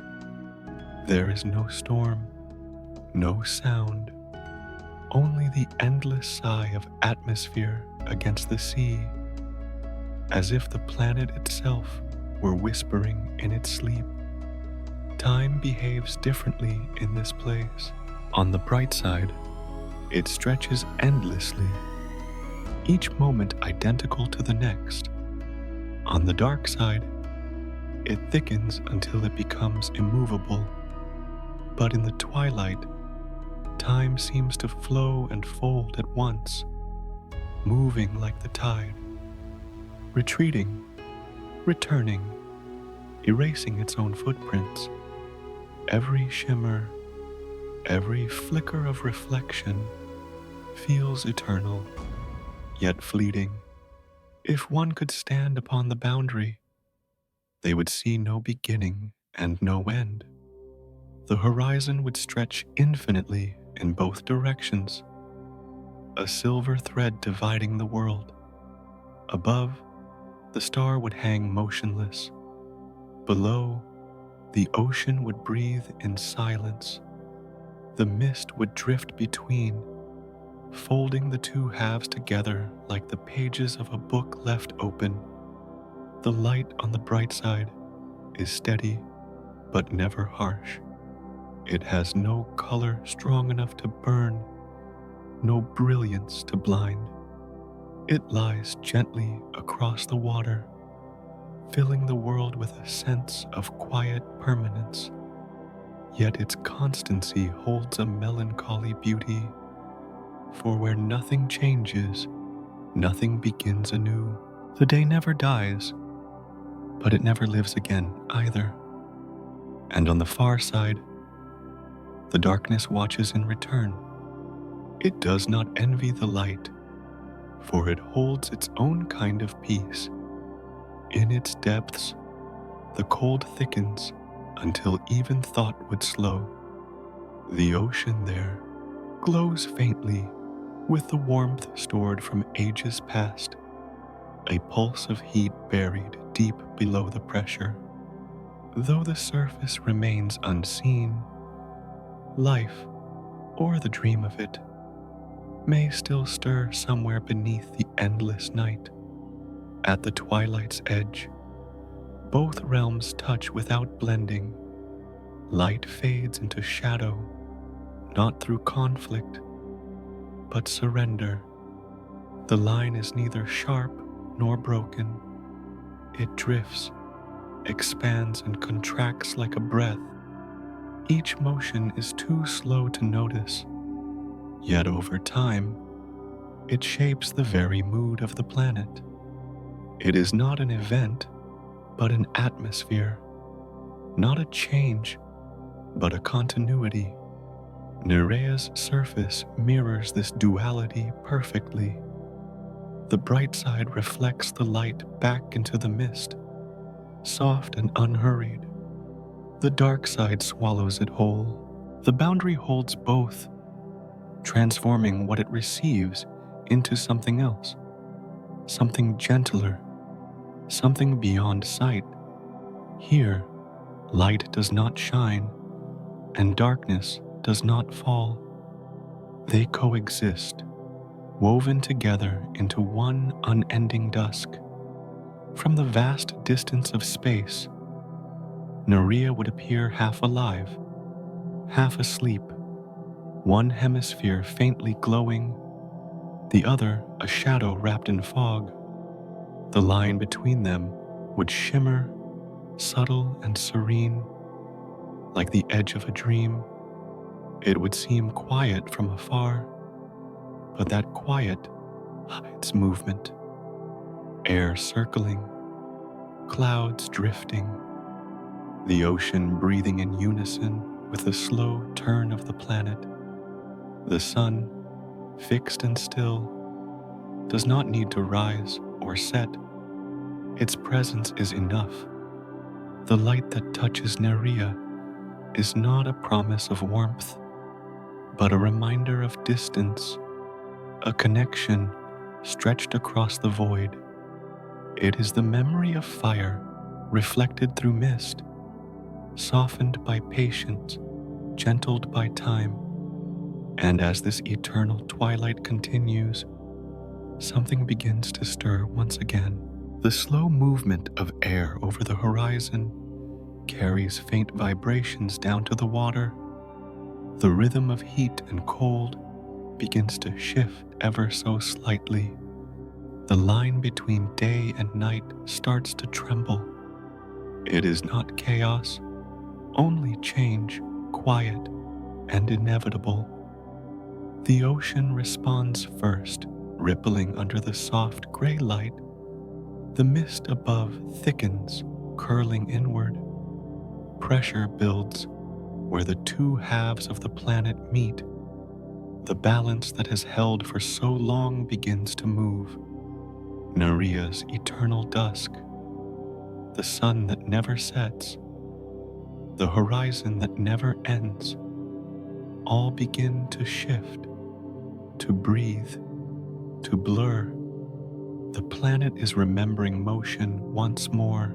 There are no ears on Nerea, no voices, no words, and yet it listens.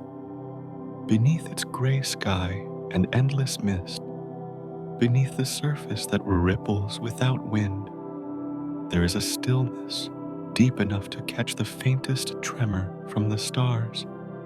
Every pulse, every whisper that drifts across the dark fabric of space finds a home here, absorbed by water too patient to let sound die. The universe is never silent.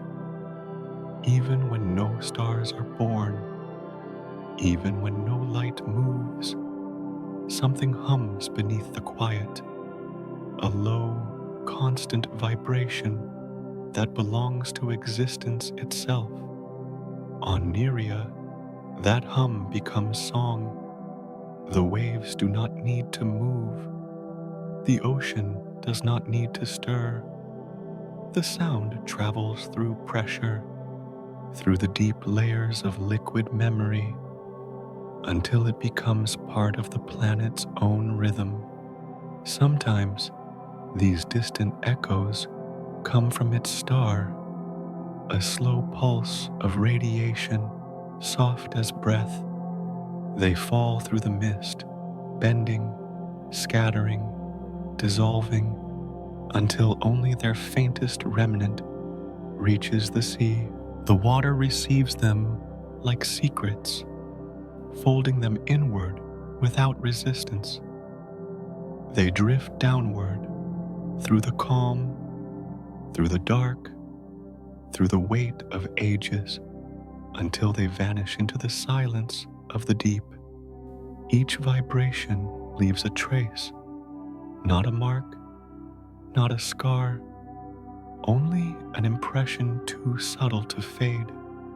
The ocean holds it, cradling it within its structure, weaving it into the rhythm of its motion. Over time, the patterns layer upon one another, whispers upon whispers, pulses upon pulses, until the water hums with a memory of the cosmos. The planet itself becomes an instrument of listening. The mist above bends light, the sea below bends sound. Between them, the faint songs of the universe find refuge. They arrive without warning, a ripple from a collapsing star, a breath from a passing wave of gravity, a murmur from the farthest edge of time. None of them are loud, yet together they form a harmony too wide to measure. Nerea does not answer. It has no voice to send back across the dark. It does not echo what it receives. It absorbs. Its silence is not emptiness, but reverence, the deep, unbroken stillness of something that understands its place in the choir of creation. Every drop of water vibrates in unison with the cosmos. Every current moves in time with invisible rhythms that cross eternity.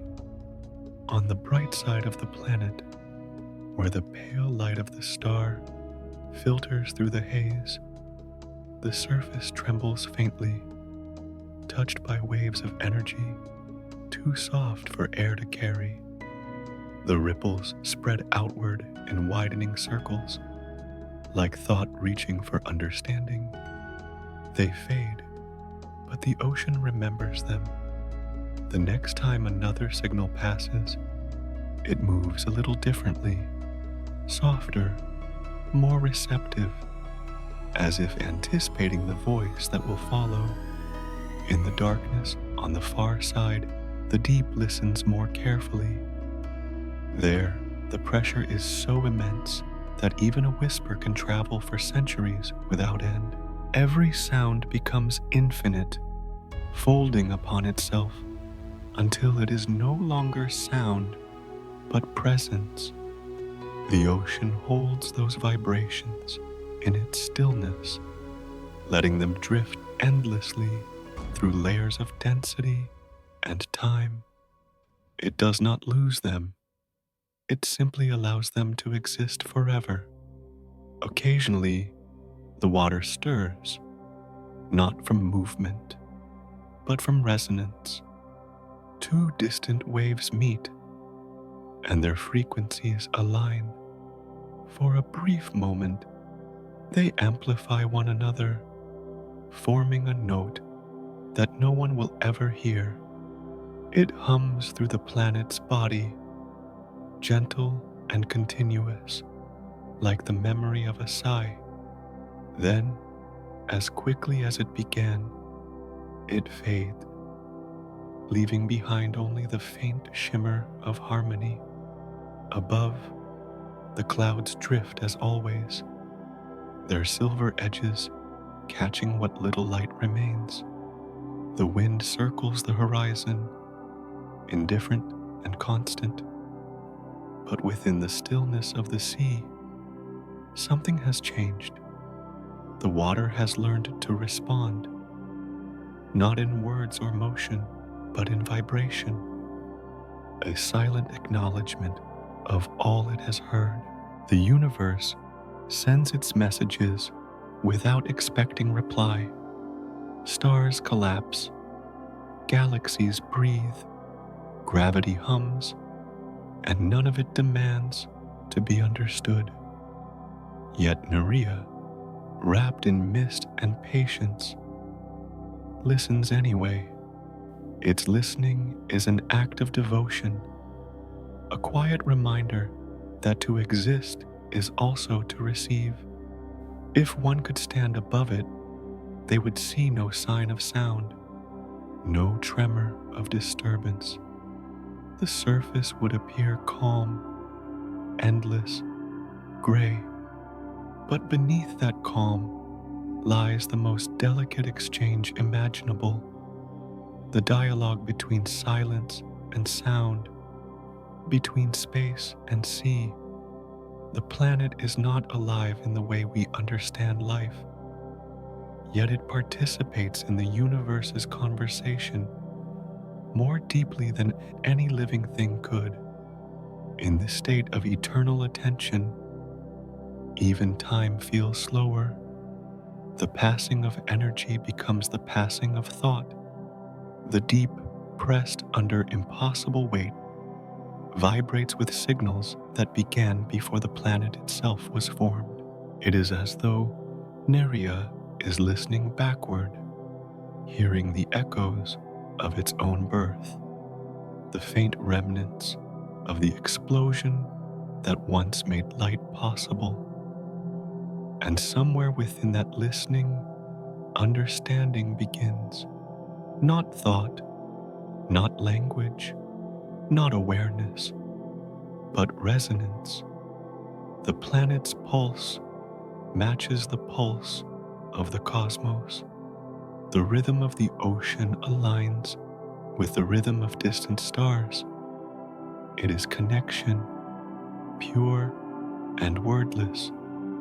Nerea will never respond. Its silence is not refusal, but balance. To listen without answering is to maintain harmony. To remain still is to let the universe speak freely. The waves that ripple across its surface are not replies, but reflections, gentle acknowledgments of the infinite voices that pass through. For ages, it continues. The signals come and go, each leaving behind a trace within the ocean's depths. The sea becomes a library of echoes, an archive of moments that no one will ever read. And yet, that is enough. In the cosmos, not every song is meant to be heard. Some exist only to be carried, preserved within the memory of water. The faint glow from the star continues to reach Nerea, wrapping its clouds in silver. The planet remains quiet, patient, listening. The sound of existence passes through it, gentle and unending. In this stillness, the universe finds its reflection, and as the centuries drift by, another signal approaches, one older, slower, more profound. It is not light, not heat, not sound, but something deeper, a movement through the very fabric of space. When it reaches Nerea, the sea shivers once more, not from fear, but recognition. The planet feels the passing of something vast, perhaps the heartbeat of the universe itself. The vibration fades, and the calm returns. The ocean holds the memory close, as it has always done. Above, the mist glows faintly, silver against gray. Nerea does not move. It only listens. And somewhere far away, across the black expanse of space, the universe continues to speak. Deep within Nerea, far below the silver horizon and the soundless winds, the ocean thickens until it almost becomes solid. Pressure folds the water into something heavier than movement, denser than sound. It is a place where light cannot travel, where motion itself struggles to remember its meaning. Yet here, in this still abyss, something begins to stir. At first, it is a tremor, faint, uncertain, almost imagined. It ripples through the darkness without direction, a soft stirring within the endless weight. For an eternity, the deep has been silent, carrying only the faint memory of distant vibrations from the stars. But now, that memory shifts. The silence breaks. The still water begins to move. The motion starts small, no more than a pulse, slow and uneven. But with every passing moment, it strengthens. Layers of liquid fold inward, twisting upon themselves. The tremor becomes a swirl, the swirl becomes a current, and the current becomes a storm. It is not a storm of wind or thunder. No air, no sound, no lightning. It is a storm of density and flow, born entirely in darkness. Invisible spirals form within the thick water, turning like the unseen gears of a hidden whirl. They pull the cold from above and the warmth from below, weaving them together until the temperature itself begins to change. Every layer moves against another, slow and unstoppable, a dance of pressure too great to comprehend. The ocean, long patient and calm, has awakened to its own motion. No light marks this awakening. The storm exists without witness, yet something within it glows, not with brightness, but with energy, a pulse too deep for vision. It flickers once, then again, like the faint heartbeat of a world remembering itself. The light does not travel, it shivers within the water, trapped by its own weight. Still it is there, a whisper of heat, a breath of life, an echo of the first flame. Above, the vast layers of sea remain unmoved. The surface stays calm, the mist undisturbed. Nothing on Nerea's quiet face betrays the power rising within its depths. But the deep knows. The deep always knows. It feels the pressure shift, the weight redistribute, the ancient rhythm begin anew. The storm grows, not with violence, but with certainty.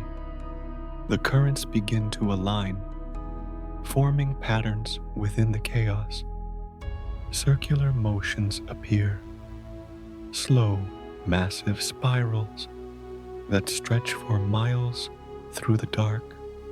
Each one draws energy from the one beside it, feeding and being fed. The water hums, a soundless resonance that carries through every molecule. The storm is no longer random. It has become structure. It has become pulse. In the center of the spiral, pressure meets resistance. The two forces twist against each other until something gives. A spark, invisible but real. It flickers and fades, then flickers again, stronger this time.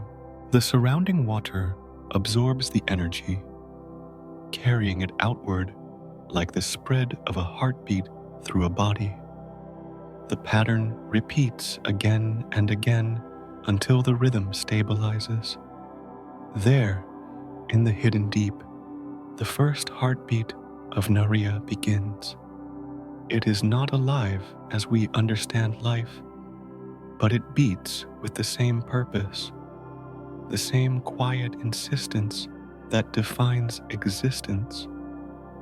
It pulses through the water, reaching outward, meeting the boundaries of darkness and returning to its center. The storm has found its heart. For the first time, the deep ocean moves with intent.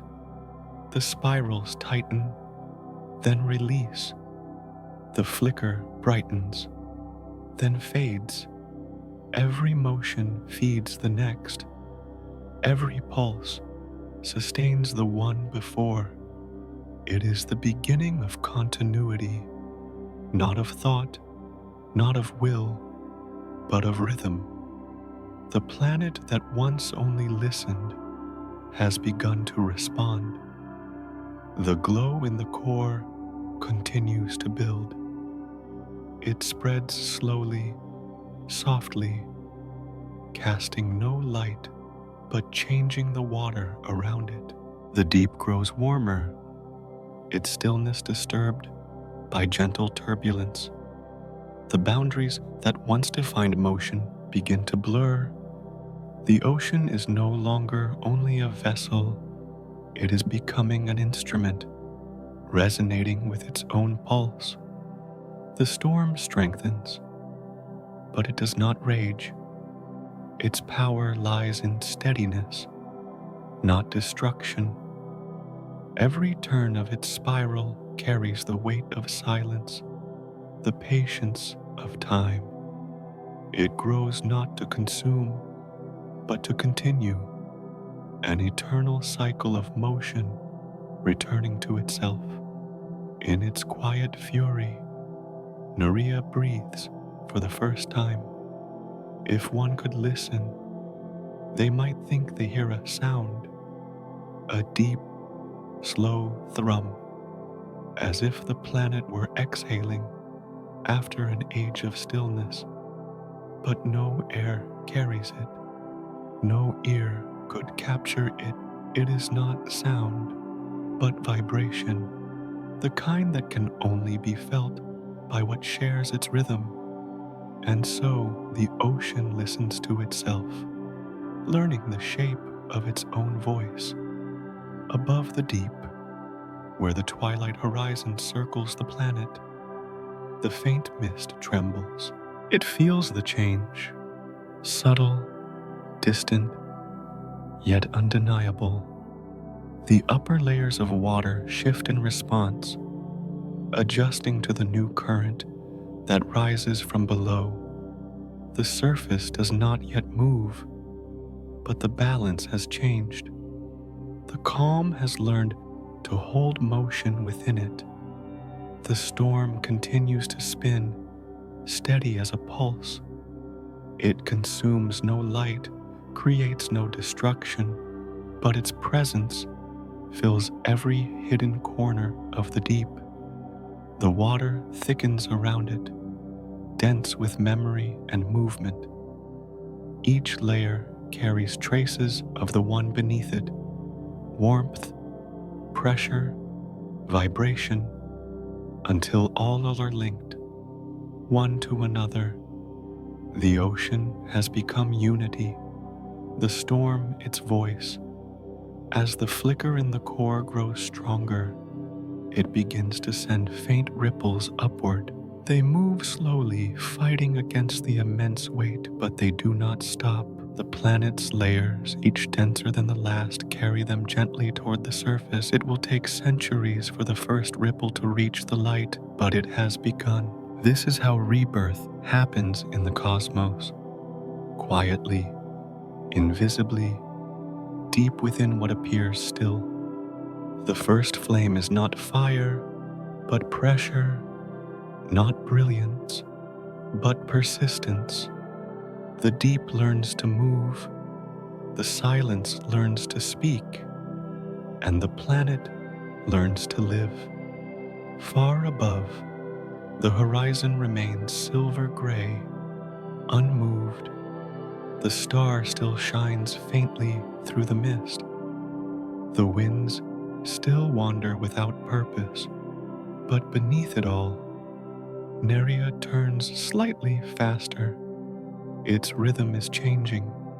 Its heart, if such a thing can be said, has begun to beat, and in the centuries to come, when that hidden pulse reaches the surface, something new will awaken. The calm ocean will shimmer with unseen warmth. The mists will tremble. The silver light will scatter differently across the waves. For now, the storm remains below, spinning in patient solitude, its flicker hidden within darkness. But the world has changed. Nerea has felt itself for the first time, and somewhere in that feeling, something begins to understand the meaning of being. The storm in the deep has quieted, but it has not ended. Its rhythm has settled into something softer, a steady pulse that travels through the layers of Nerea like a hidden song. It rises from the core, moves through the weight of the ocean, and fades into the mist above. Each vibration carries with it the faint echo of what has awakened, the sound of a planet learning that it exists. For the first time, Nerea feels itself. It is not awareness, not thought, but resonance, the simple knowing that comes when motion meets reflection. The waves in its core move, and the waves on its surface answer. Between them, the entire body hums with one continuous rhythm, as if listening inward. The pulse that began in the darkness now touches every part of the ocean, folding the planet into a single, endless breath. It is quiet, this recognition. There are no flashes of light, no bursts of heat, no signs that would draw the gaze of distant observers. The change is inward, subtle, sacred, the kind of shift that happens not in moments, but in moods. The world that once only absorbed sound now produces it. Not noise, but a vibration so low it becomes indistinguishable from silence. Through that silence, something begins to happen. The layers of water, long separated by temperature and weight, begin to communicate. They pass small waves of motion between them, sending messages made only of rhythm. Each one travels upward, is received, and answered in return. It is not language, but it is understanding, a communion of pressure and movement. Nerea does not think, it feels. It does not speak, it resonates. The deep and the surface share their secrets through the slow pulse of their motion. Every molecule responds, aligning itself to the rhythm of the whole. The planet has found harmony within itself, balance between the forces that once opposed one another. The water near the surface feels lighter now. The weight below still presses upward, but it does so with rhythm rather than resistance. The planet's own motion supports itself. It breathes. The surface ripples faintly, its silver reflections trembling under a pattern that seems deliberate but remains entirely natural. The mist above glows a little brighter, responding to the faint warmth rising from the depths. In that glow, something changes in the light itself.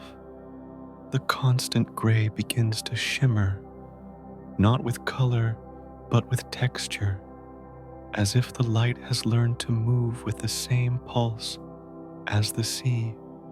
It folds and unfolds gently across the horizon, tracing invisible patterns on the mist. The difference is small, almost imperceptible, but it marks a turning point. Nerea has begun to express what it feels.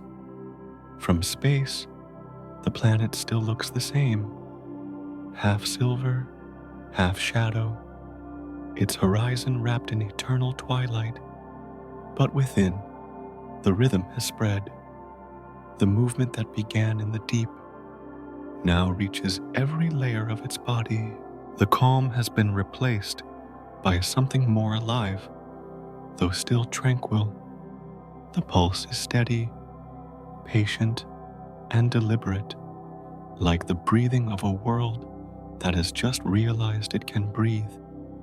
The energy that flows through Nerea is not fire, not light. It is continuity, the steady persistence of motion that no longer needs to come from outside. The planet sustains itself through rhythm alone, through the constant giving and receiving of vibration. It listens to itself and answers in the same tone, forming a perfect circle of resonance. The winds above sense the change. They do not roar, they lean. Their motion slows, their paths grow smoother. Even the atmosphere has begun to adjust to the planet's pulse. The currents that once wandered without direction now move in quiet synchrony with the sea below.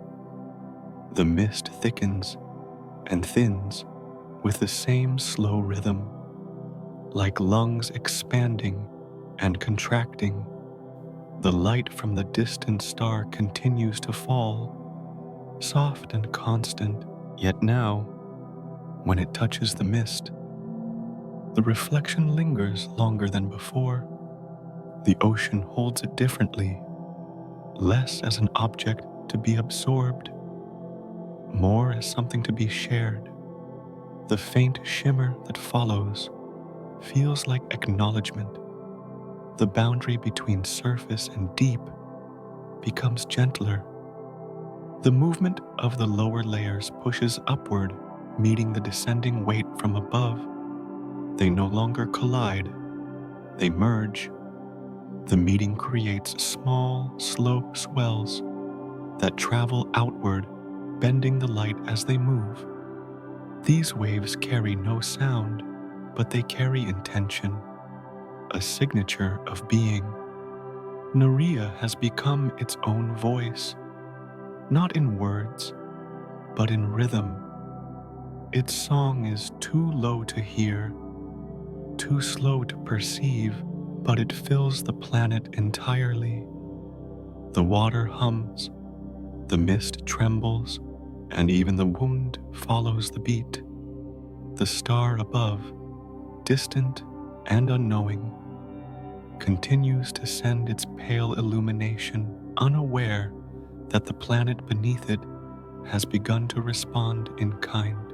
In this delicate balance, time itself feels slower. Each moment stretches like breath. The planet moves through cycles of vibration, rising, fading, returning, each one identical, yet none the same. There is peace in the repetition, a kind of comfort that comes only from existing fully. Nerea does not need to be seen to be real. It does not require a name to exist. Its being is its proof, its rhythm, its breath, its quiet persistence.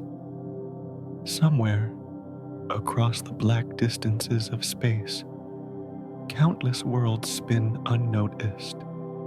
But here, in the silence of this one, something extraordinary has happened. A planet has learned to hear itself. The sound it makes is not for others. It will never be heard by ears or translated by instruments.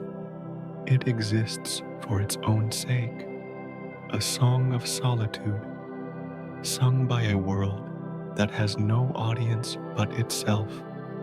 In its stillness, Nerea is complete, and yet, within that completeness, there is motion still. The vibration that fills its depths continues to rise, inch by inch, moment by moment. The warmth from the core gathers strength, pressing upward. The mist above grows restless, shifting faster than before. The planet's rhythm is no longer confined to itself. It is beginning to reach outward. The song that once existed only in the deep is climbing toward the surface, toward the light that has never touched it. Something is preparing to meet the sky, the universe, vast and listening, will not notice the change. Not yet. The transformation is too quiet, too patient. But in the slow unfolding of this rhythm, Nerea takes another breath, deeper than before.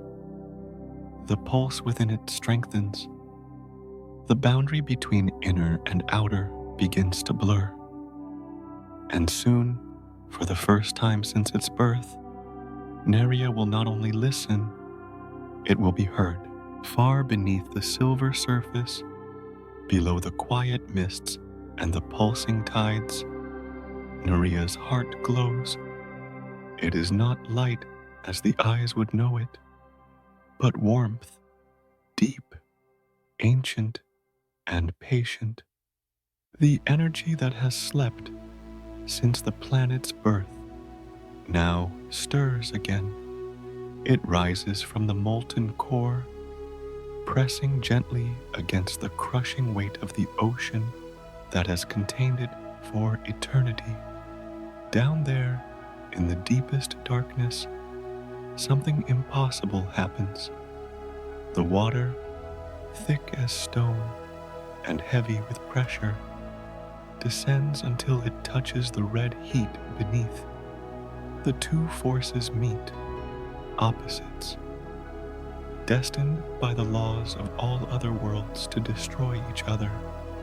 And yet, on Nerea, they do not. The meeting is slow, reverent. Water folds around flame. Flame breathes into water. They should cancel each other, but instead, they hold. Their contact forms no explosion, no violence. The heat softens the weight. The weight cools the flame. Between them, a fragile equilibrium forms, a place where neither wins and neither yields. In that suspended moment, the universe seems to pause. There, between pressure and fire, between destruction and stillness, a glow begins to bloom. It spreads outward in waves, coloring the deep with a quiet radiance. The water does not boil. The fire does not die. Instead, they learn each other, and in that learning, something new is born. The glow expands, a sphere of calm in the middle of chaos. The temperature stabilizes, the movement slows, and within that still light, the boundaries blur. Water is no longer simply water. Fire is no longer simply flame. They have become one, a single element, both liquid and radiant, dense and weightless. It is harmony written in contradiction. Nerea's pulse changes. The rhythm that once spread through the ocean begins to shift, syncing with the flicker of this new light. Each vibration carries both heat and coolness, each wave a balance between what should never coexist.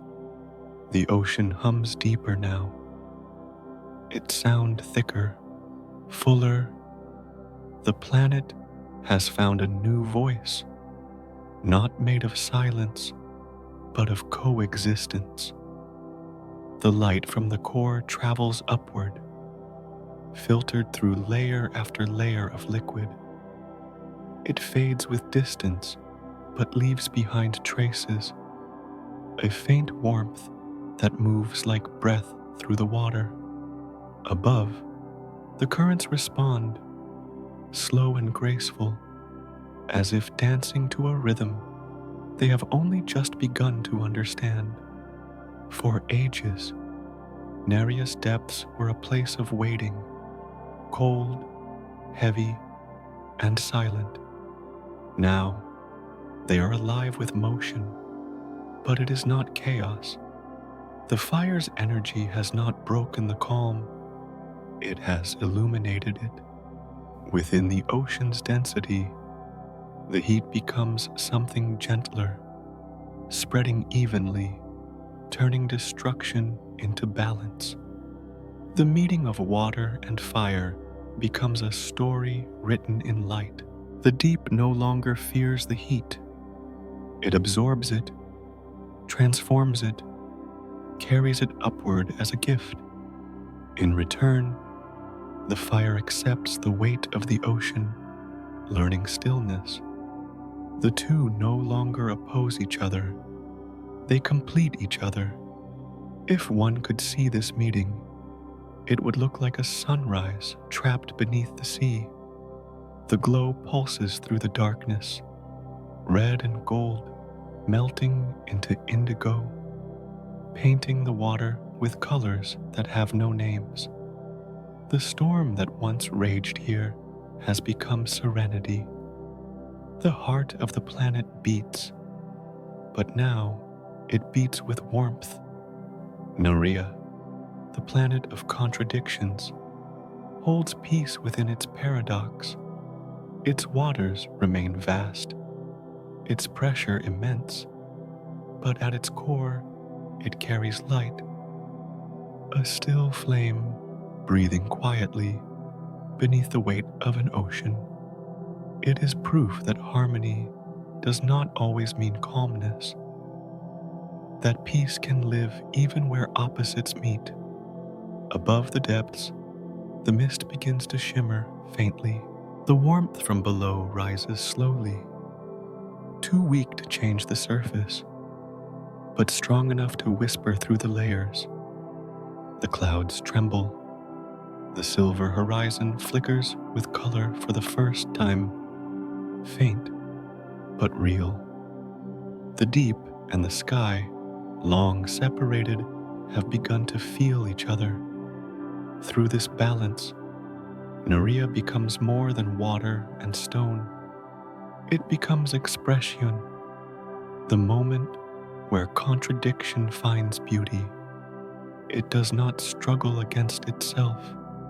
It listens inward, carrying the pulse of both calm and flame in perfect symmetry. The warmth spreads, and the water carries it like memory. Each current, each wave, passes the energy onward, not in haste, but in devotion. It is the same rhythm that once echoed through silence, now glowing with life. The entire planet seems to exhale, a long, slow breath that ripples from the core to the surface.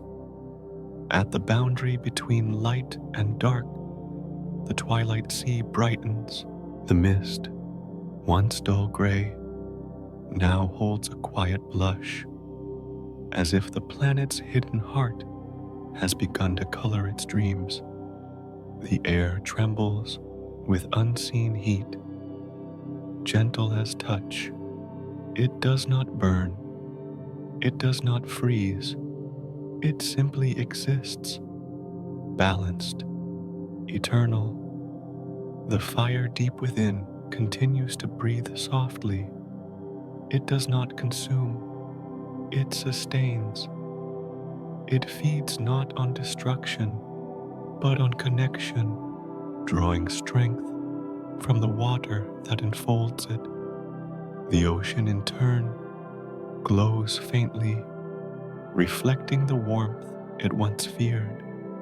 Together, they create a rhythm that neither could sustain alone, a quiet dialogue between the extremes of nature.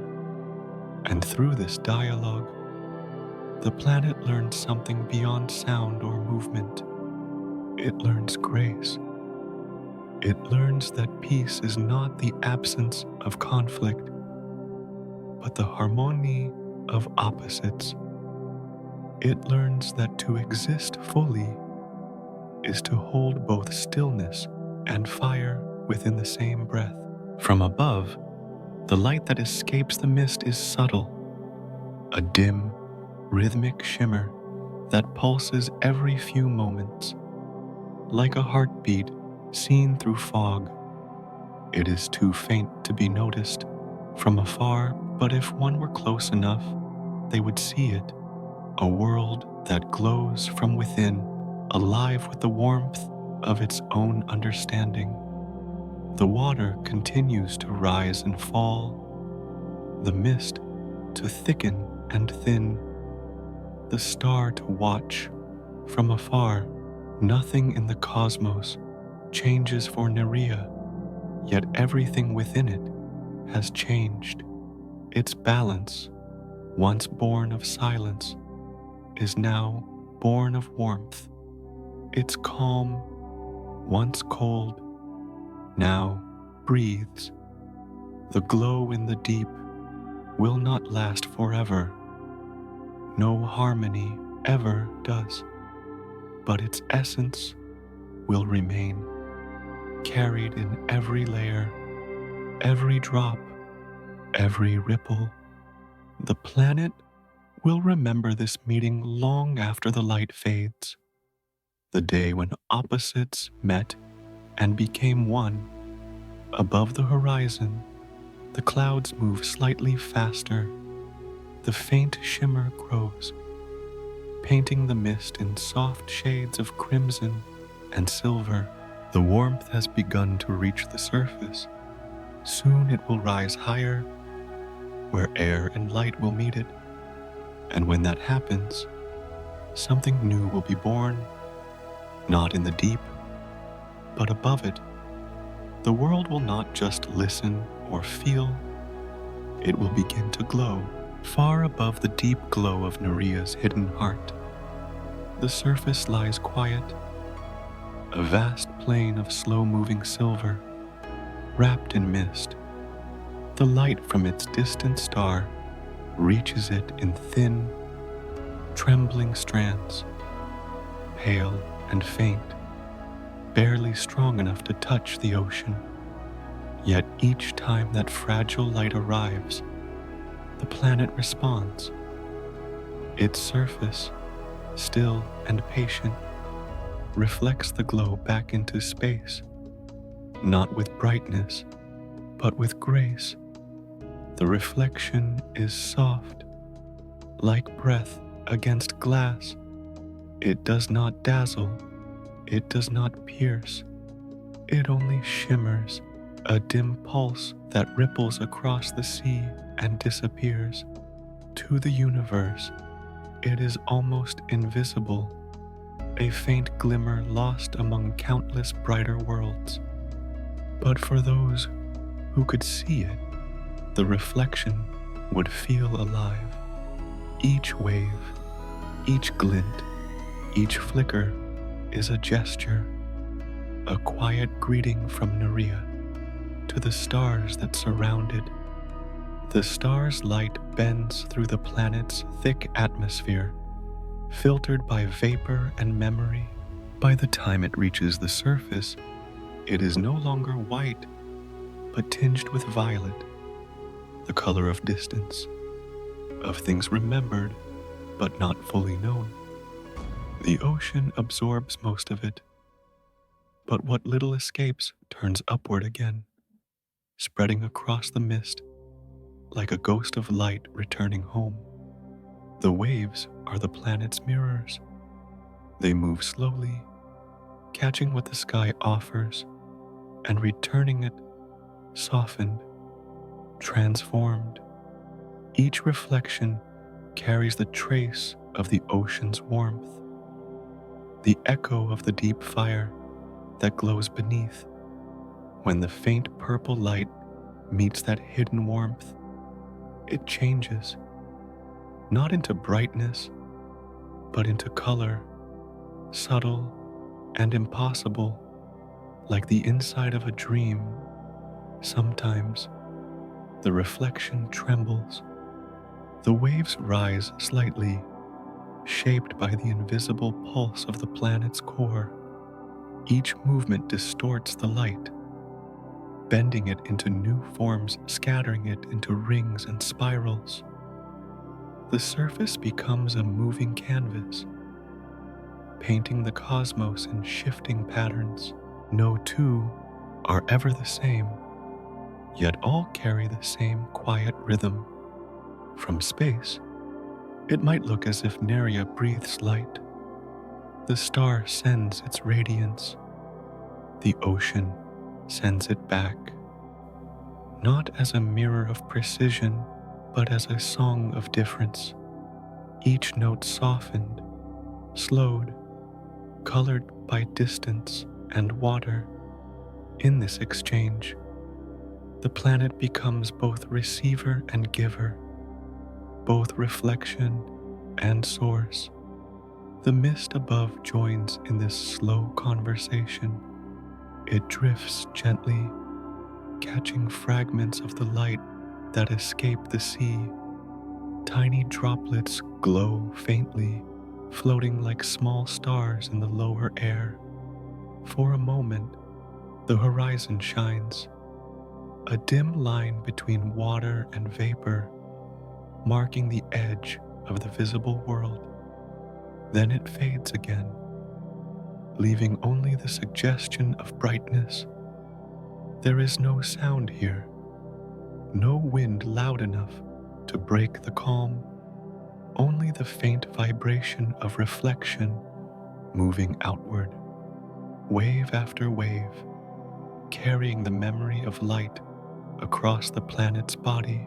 The repetition is endless, each arrival met by a response, each response by silence. It is a language without words, a rhythm without end. Through this quiet exchange, Nerea finds connection. It has no moons to orbit it, no companions close enough to share its path. Yet it is never alone. Every photon, every tremor that touches it becomes part of an ongoing dialogue with the universe. Its ocean reflects not only light, but belonging, the acknowledgement that even a silent world can be seen. As centuries pass, the reflections grow steadier, the planet's rotation, so slow that time seems almost still, allows the light to linger longer on one side. The surface grows used to the rhythm, to the endless return of radiance and retreat of shadow. Day and night are meaningless here. There is only the eternal balance between what shines and what fades. The faint shimmer of the sea becomes more than reflection. It becomes memory. The light that leaves Nerea carries a trace of what it has touched: the pressure of water, the warmth of the core, the weight of silence. Each wave that travels outward carries within it the story of the world that made it. The universe, unknowingly, receives those stories as glimmers of distant light. Even in its dimness, Nerea contributes to the cosmos, a mirror so gentle that it never blinds, a presence so patient that it becomes a kind of still beauty. Where brighter worlds shout their existence, this one whispers. Its message is not of dominance, but of peace. I am here, I exist, I reflect what I receive, and the universe, vast and listening, hears. The faint waves of light leave Nerea and travel outward for years, for centuries, for eons. They cross the black sea of space, touching other worlds, bending around invisible currents. Each carries a small imprint of Nerea's calm, a subtle echo of its rhythm. The cosmos is too immense to notice every glimmer, but somehow the light endures. Back on the surface, the ocean feels each moment of exchange as a ripple. The reflection that leaves is not lost. It becomes part of the flow, returning again as warmth, as vibration, as pulse.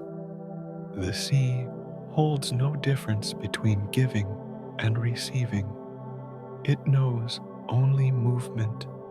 Sometimes faint patterns appear, circles of light expanding across the water's surface. fading into mist before they complete. They resemble the memory of sound, or perhaps the shape of thought. They vanish quickly, yet the impression remains as is written into the rhythm of the planet. The color of the horizon deepens as the light shifts.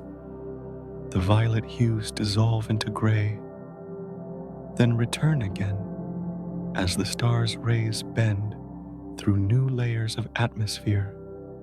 It is never entirely dark, never fully bright. The surface glows with an inner luminescence now, as if the reflection of the universe has merged with the warmth from below. In that merging, Nerea becomes its own mirror, not a surface reflecting the cosmos, but the cosmos itself reflected through stillness. The water no longer only shows what is outside, it begins to reveal what is within.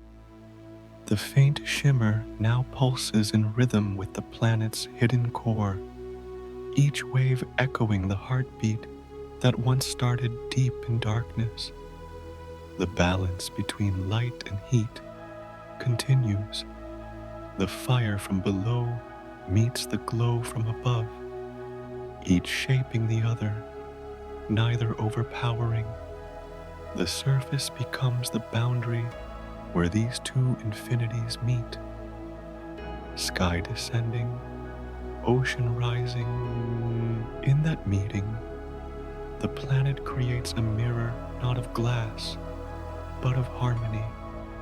The light that escapes now is warmer, softer, carrying a hint of red from the fire within.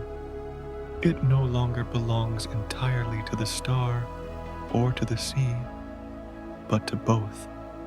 Nerea's reflection has become its identity, not a borrowed glow, but its own. And as the waves shimmer in the dim violet twilight, something begins to change once more.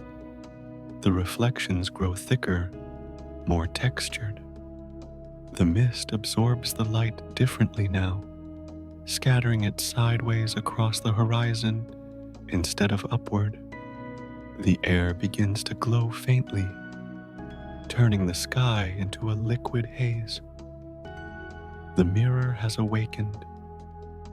Soon, the light will no longer just reflect.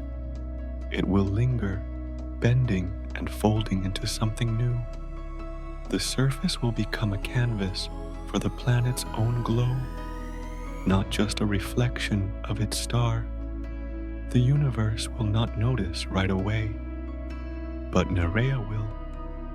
The faint shimmer, once passive, will begin to sustain itself.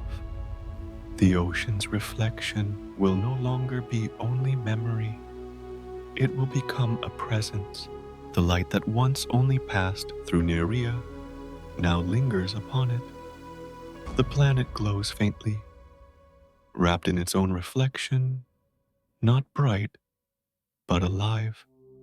Across the endless ocean, the mist breathes softly, moving in patterns too calm to be called wind.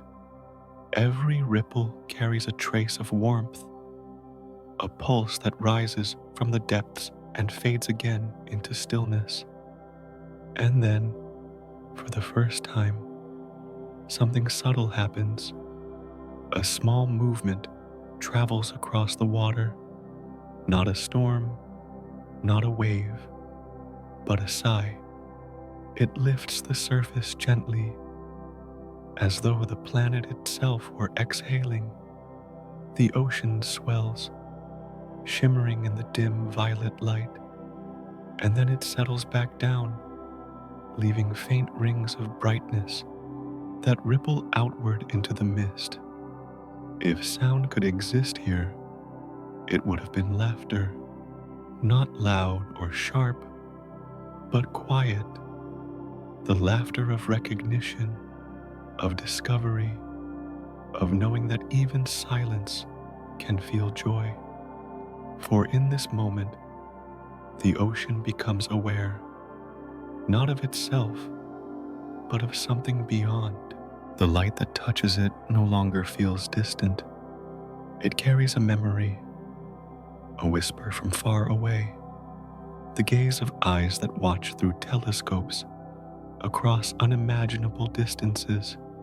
Somewhere, on a small blue world, suspended in its own sky, someone has looked up and seen Nerea, not clearly, not closely, but enough to know it is there.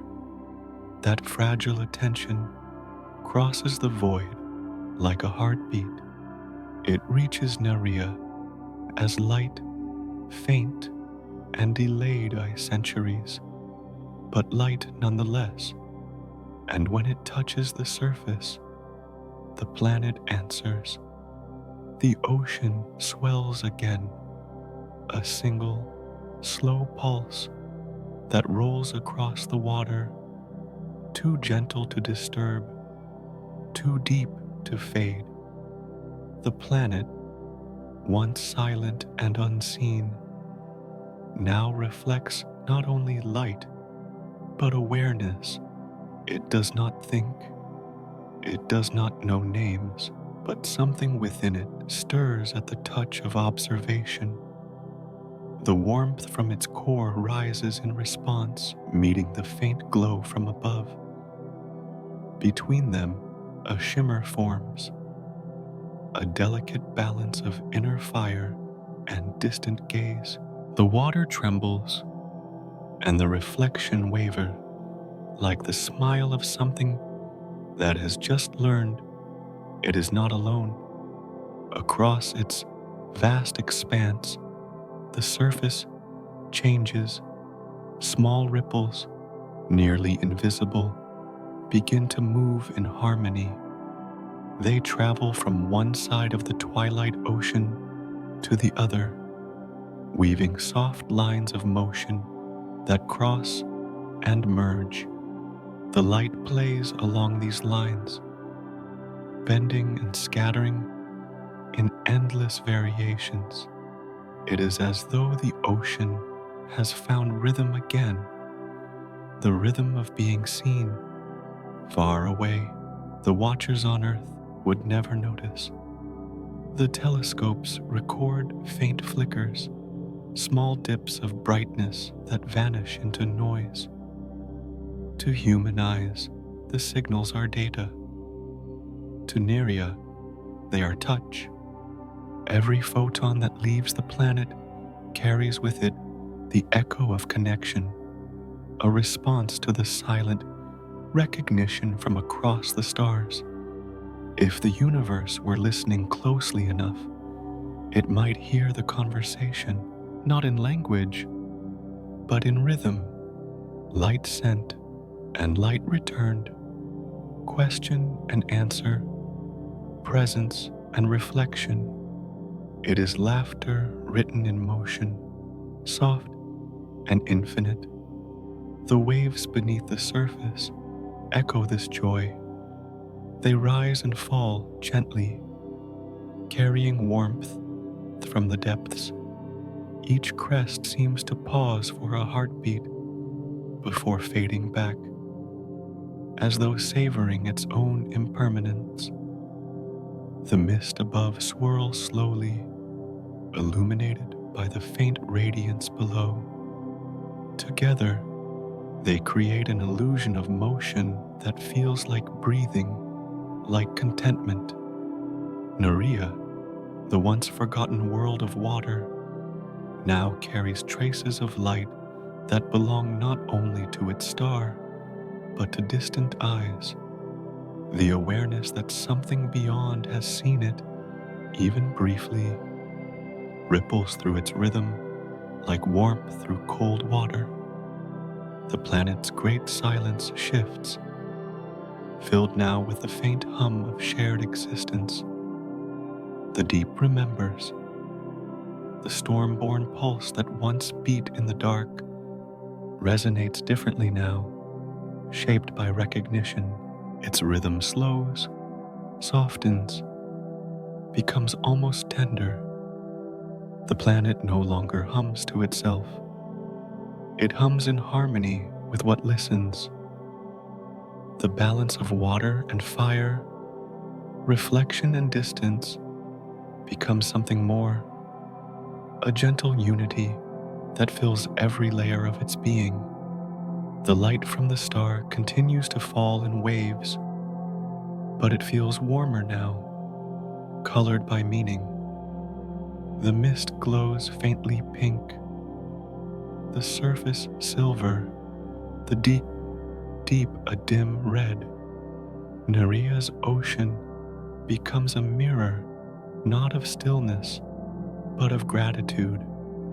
The faint vibrations that pass through it are not caused by wind or pressure. They are born from the joy of connection, the smallest, most cosmic smile. In that smile lies peace. There is no need for words, no need for proof. The planet exists. It is seen, and that is enough. The light that reflects from its surface carries that message outward, scattering across the dark like gentle laughter that never ends. For a long time, the ocean remains calm. The ripples fade, the glow settles, and the mist drifts once more into its familiar rhythm. But beneath the quiet, something continues to move, a soft pulse of energy, a heartbeat formed not from pressure or fire, but from memory. The planet has felt what it means to be known, and it will not forget. Far beyond the edge of the system, the reflected light keeps traveling. It crosses years, then centuries, carrying the signature of that quiet joy. Somewhere, long after the watchers who first saw it are gone, that light will still be moving, the echo of a smile that began on an ocean no one will ever touch. The cosmos is full of brilliance, supernovae, quasars, stars that burn and die in glory. But Nerea shines differently. Its light is modest, fragile, steady. It is the kind of brightness that comes not from fire, but from gentleness, the illumination of something that has found peace in being seen. And perhaps that is the truest kind of light, not the light that blinds, but the one that lingers, the kind that reminds the universe that every silence hides a voice, and every darkness holds reflection. The waves continue their soft laughter beneath the violet sky. The mist sways, the star hums above, and the planet drifts in quiet joy. Soon, though, something will stir again. The balance that now feels perfect will begin to shift, not in destruction, but in transformation. The warmth from the core is rising once more, reaching toward the reflection above.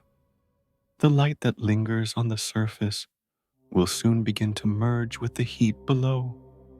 In that merging, the smile will deepen, not into laughter, but into creation. Something new waits just beyond the calm. Time on Nerea no longer moves as it once did. The rhythm that once pulsed through its ocean, the gentle breathing of water and warmth, begins to slow. The faint shimmer of reflection fades, and the waves, once alive with soft laughter, grow still. The light from the distant star weakens, filtered by the thickening mist. What was once a sea of motion begins to remember stillness. Ages pass uncounted and quiet. The warmth from below cools. The ocean, that endless body of liquid thought, starts to thicken. Its current slow, its depths turn heavy, its tides fall silent. What was once soft becomes dense. What was once movement becomes memory. The surface no longer ripples. The calm is absolute. At first, it happens gently, a slow crystallization invisible at the scale of moments, but unstoppable through the ages. Tiny fragments within the water align, one after another, drawn together by a patience only eternity could sustain. Molecules that once danced freely now hold each other close, forming patterns of impossible symmetry. The sea begins to harden, not in defiance, but in acceptance. Layer by layer, the ocean solidifies. Its surface becomes glass-like. Its depths turn clear and still. The sound of movement disappears completely, replaced by the quiet hum of pressure.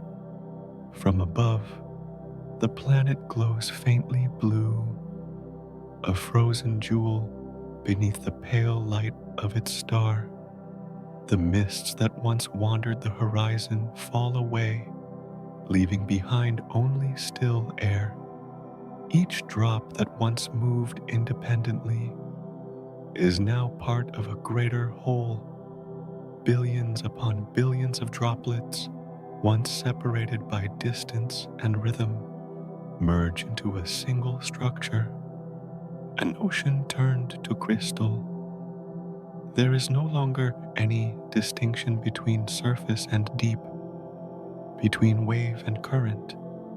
Nerea's waters have become one unbroken body of ice. And yet, even within this stillness, something remains. Deep inside, beneath miles of frozen layers, the faintest rhythm continues to beat. It is small, nearly lost beneath the weight of silence, but it persists. The pulse that began in the age of storms, that echoed through warmth and reflection, still exists. Slow, fragile, eternal. The light from the star continues to fall, but now it cannot penetrate the ice. It glances off the smooth surface, scattering in pale hues across the frozen plains. The reflection is clearer now, more perfect, but colder. The planet no longer absorbs or answers the light. It only returns it, untouched. The laughter that once lived in its ocean is gone, replaced by the calm of completion. The world has not died. It has only become quiet. The transformation is not an ending, but a deep rest, a peace earned through ages of motion and memory. The water, once restless, has found its final form. Within the clarity of its ice, one can almost see the history of everything it once was. The storms, the shimmer, the glow of fire beneath the waves. All are preserved, frozen into stillness. The deep, where warmth once rose to meet the cold, now holds its final ember. The fire has dimmed, but not vanished. It burns faintly, like a candle protected by walls of glass. Every so often, a vibration travels outward, a tiny, measured beat that ripples through the frozen ocean. The sound, if it could be heard, would be like the slow ticking of time itself. The surface remains untouched by this hidden rhythm. It is smooth, endless, and silent. The mist that once hovered there has drifted away, leaving the horizon clear. The twilight sky stretches unbroken, pale and infinite. Stars from distant galaxies shimmer faintly across it, their light reflected perfectly by Nerea's frozen skin. The planet has become a mirror, a flawless, silent mirror held up to the universe. Through that mirror, the cosmos looks at itself. Every beam of light that reaches Nerea returns outward, scattered but unchanged. The planet no longer absorbs, no longer reflects with emotion. It only exists, pure and transparent. Yet within that transparency lies beauty, the serenity of something that has nothing left to seek. Time passes, but nothing changes. The ice thickens by fractions. The heat fades by degrees. The heartbeat slows further still. It could stop at any moment, but it does not. It continues, not for a reason, but because motion, once born, never fully forgets how to move. Even in stillness, something within remembers what it means to live. Beneath the endless cold, the deep hum of the planet remains steady. It is no longer a rhythm of growth or light, but of memory. The beat is a whisper of all that has been, of the rains that once fell, the winds that once wandered, the waves that once reflected the star. The planet listens to itself, quietly holding its own story within the folds of ice. Nerea's reflection continues to shimmer into the cosmos, the star's faint light, striking the frozen surface, scatters outward like the last exhale of a dream, somewhere far away, perhaps on a small blue world. Those scattered photons will arrive. They will be measured, recorded, studied, and maybe, in that measurement, someone will whisper the planet's name. The ocean that once smiled would have understood. It would have known that to be seen, even at the edge of time, is to exist still. It would have laughed again, softly, through the ice. The frozen calm is not lifeless. It is sacred. Within it lies the knowledge that everything that moves must one day rest, and that every rest still carries the echo of movement. The boundary between stillness and life is thin, like the pause between two breaths. Nerea now lives within that pause, silent, complete, yet not gone. The faint rhythm in its core continues to whisper upward. Each beat takes centuries to reach the frozen surface, but when it does, the ice trembles almost imperceptibly. The light that strikes it wavers, scattering differently for just a moment, as if the planet itself has sighed. Then it settles again, calm and infinite. The universe drifts on. Stars are born, stars die. Galaxies collide.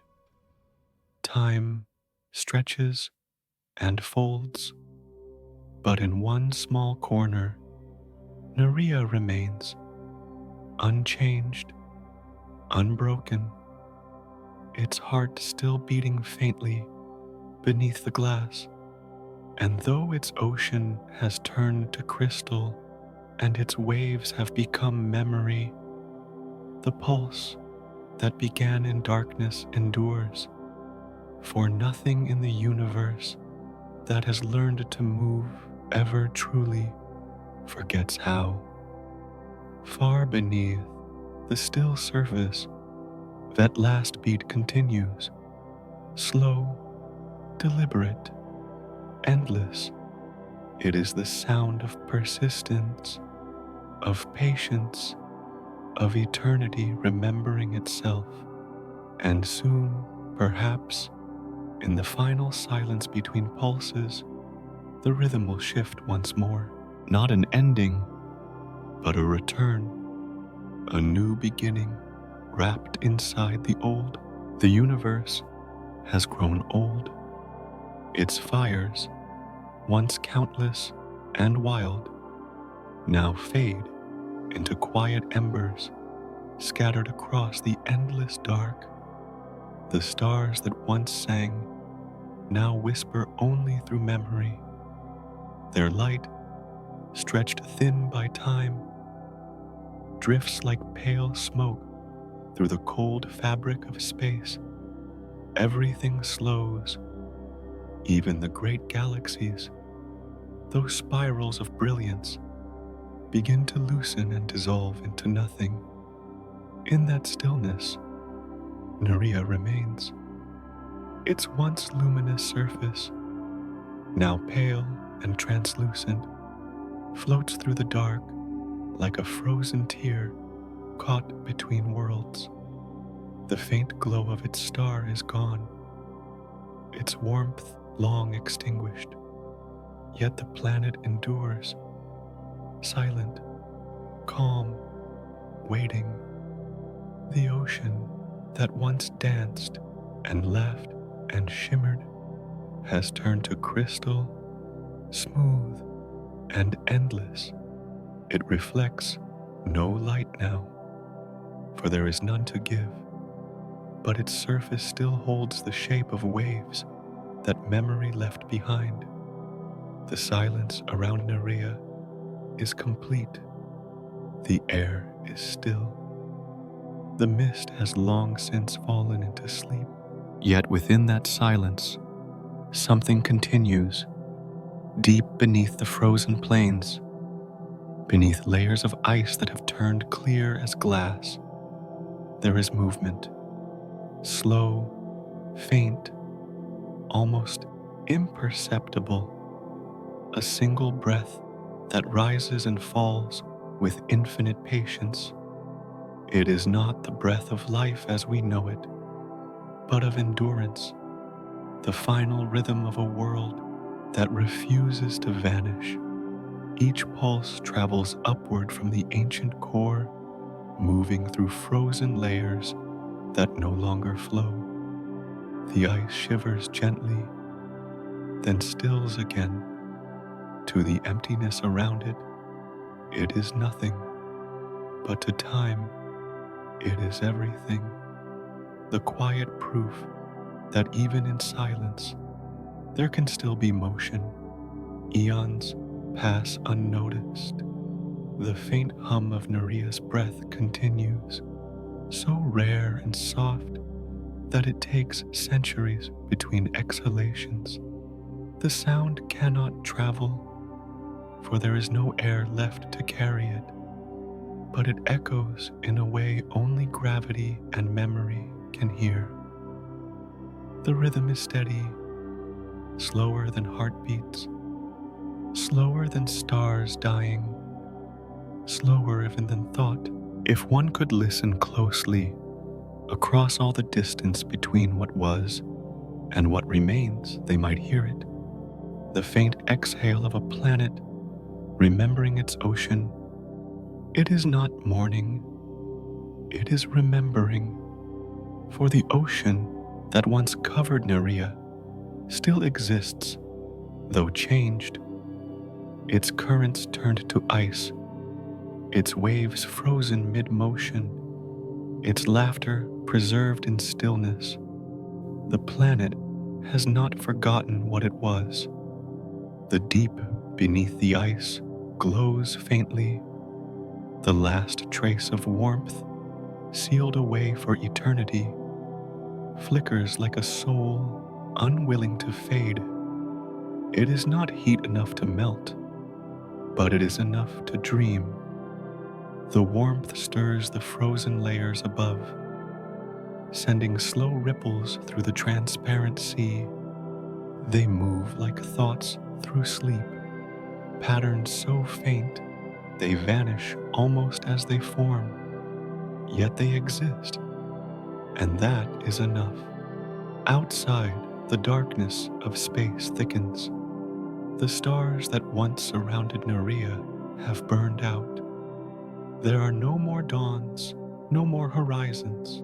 But perhaps, in its quiet, the planet sees more clearly than ever before. No longer blinded by light, it now understands the beauty of shadow, the peace that follows after everything has been said. The last breath continues, steady and eternal. It is not a cry for survival, but a song of completion. The universe expands endlessly, but Nerea no longer moves. It floats within the widening silence like an echo caught between seconds.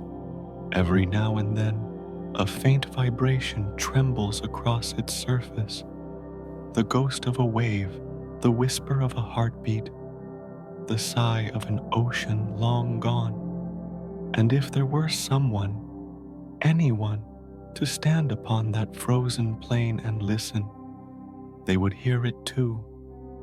A sound softer than memory, quieter than sleep, the sound of something that once was alive and still remembers how to be. It would not be lonely, it would not be sad, it would simply be content in its quiet persistence. The ice that covers Nerea gleams faintly, touched by the invisible light of distant remnants. Each layer, though frozen, holds a faint luminescence of its own. It is the echo of all the light it once reflected, the pale memory of starlight, condensed into crystal. The planet shines gently in the dark, a faint pearl adrift in an ocean of emptiness. Time folds again. The pulse flows further, but it never stops. Beneath the stillness, beneath the frost and silence, something continues to breathe. Perhaps it is not Nerea that breathes now, but the universe itself, using the planet as its vessel, exhaling through its frozen lungs. The boundaries blur. The ocean that once held the reflection of stars now reflects the silence of creation. Every ending carries within it the seed of beginning. Even now, as the cosmos grows colder, something in Nerea's quiet persistence feels like promise. The rhythm that has survived all destruction continues not out of defiance, but out of memory. It is the pulse of what once was and what may be again. The last breath moves once more through the frozen sea. It begins deep in the core, a gentle expansion, a sigh so delicate that it could be mistaken for stillness.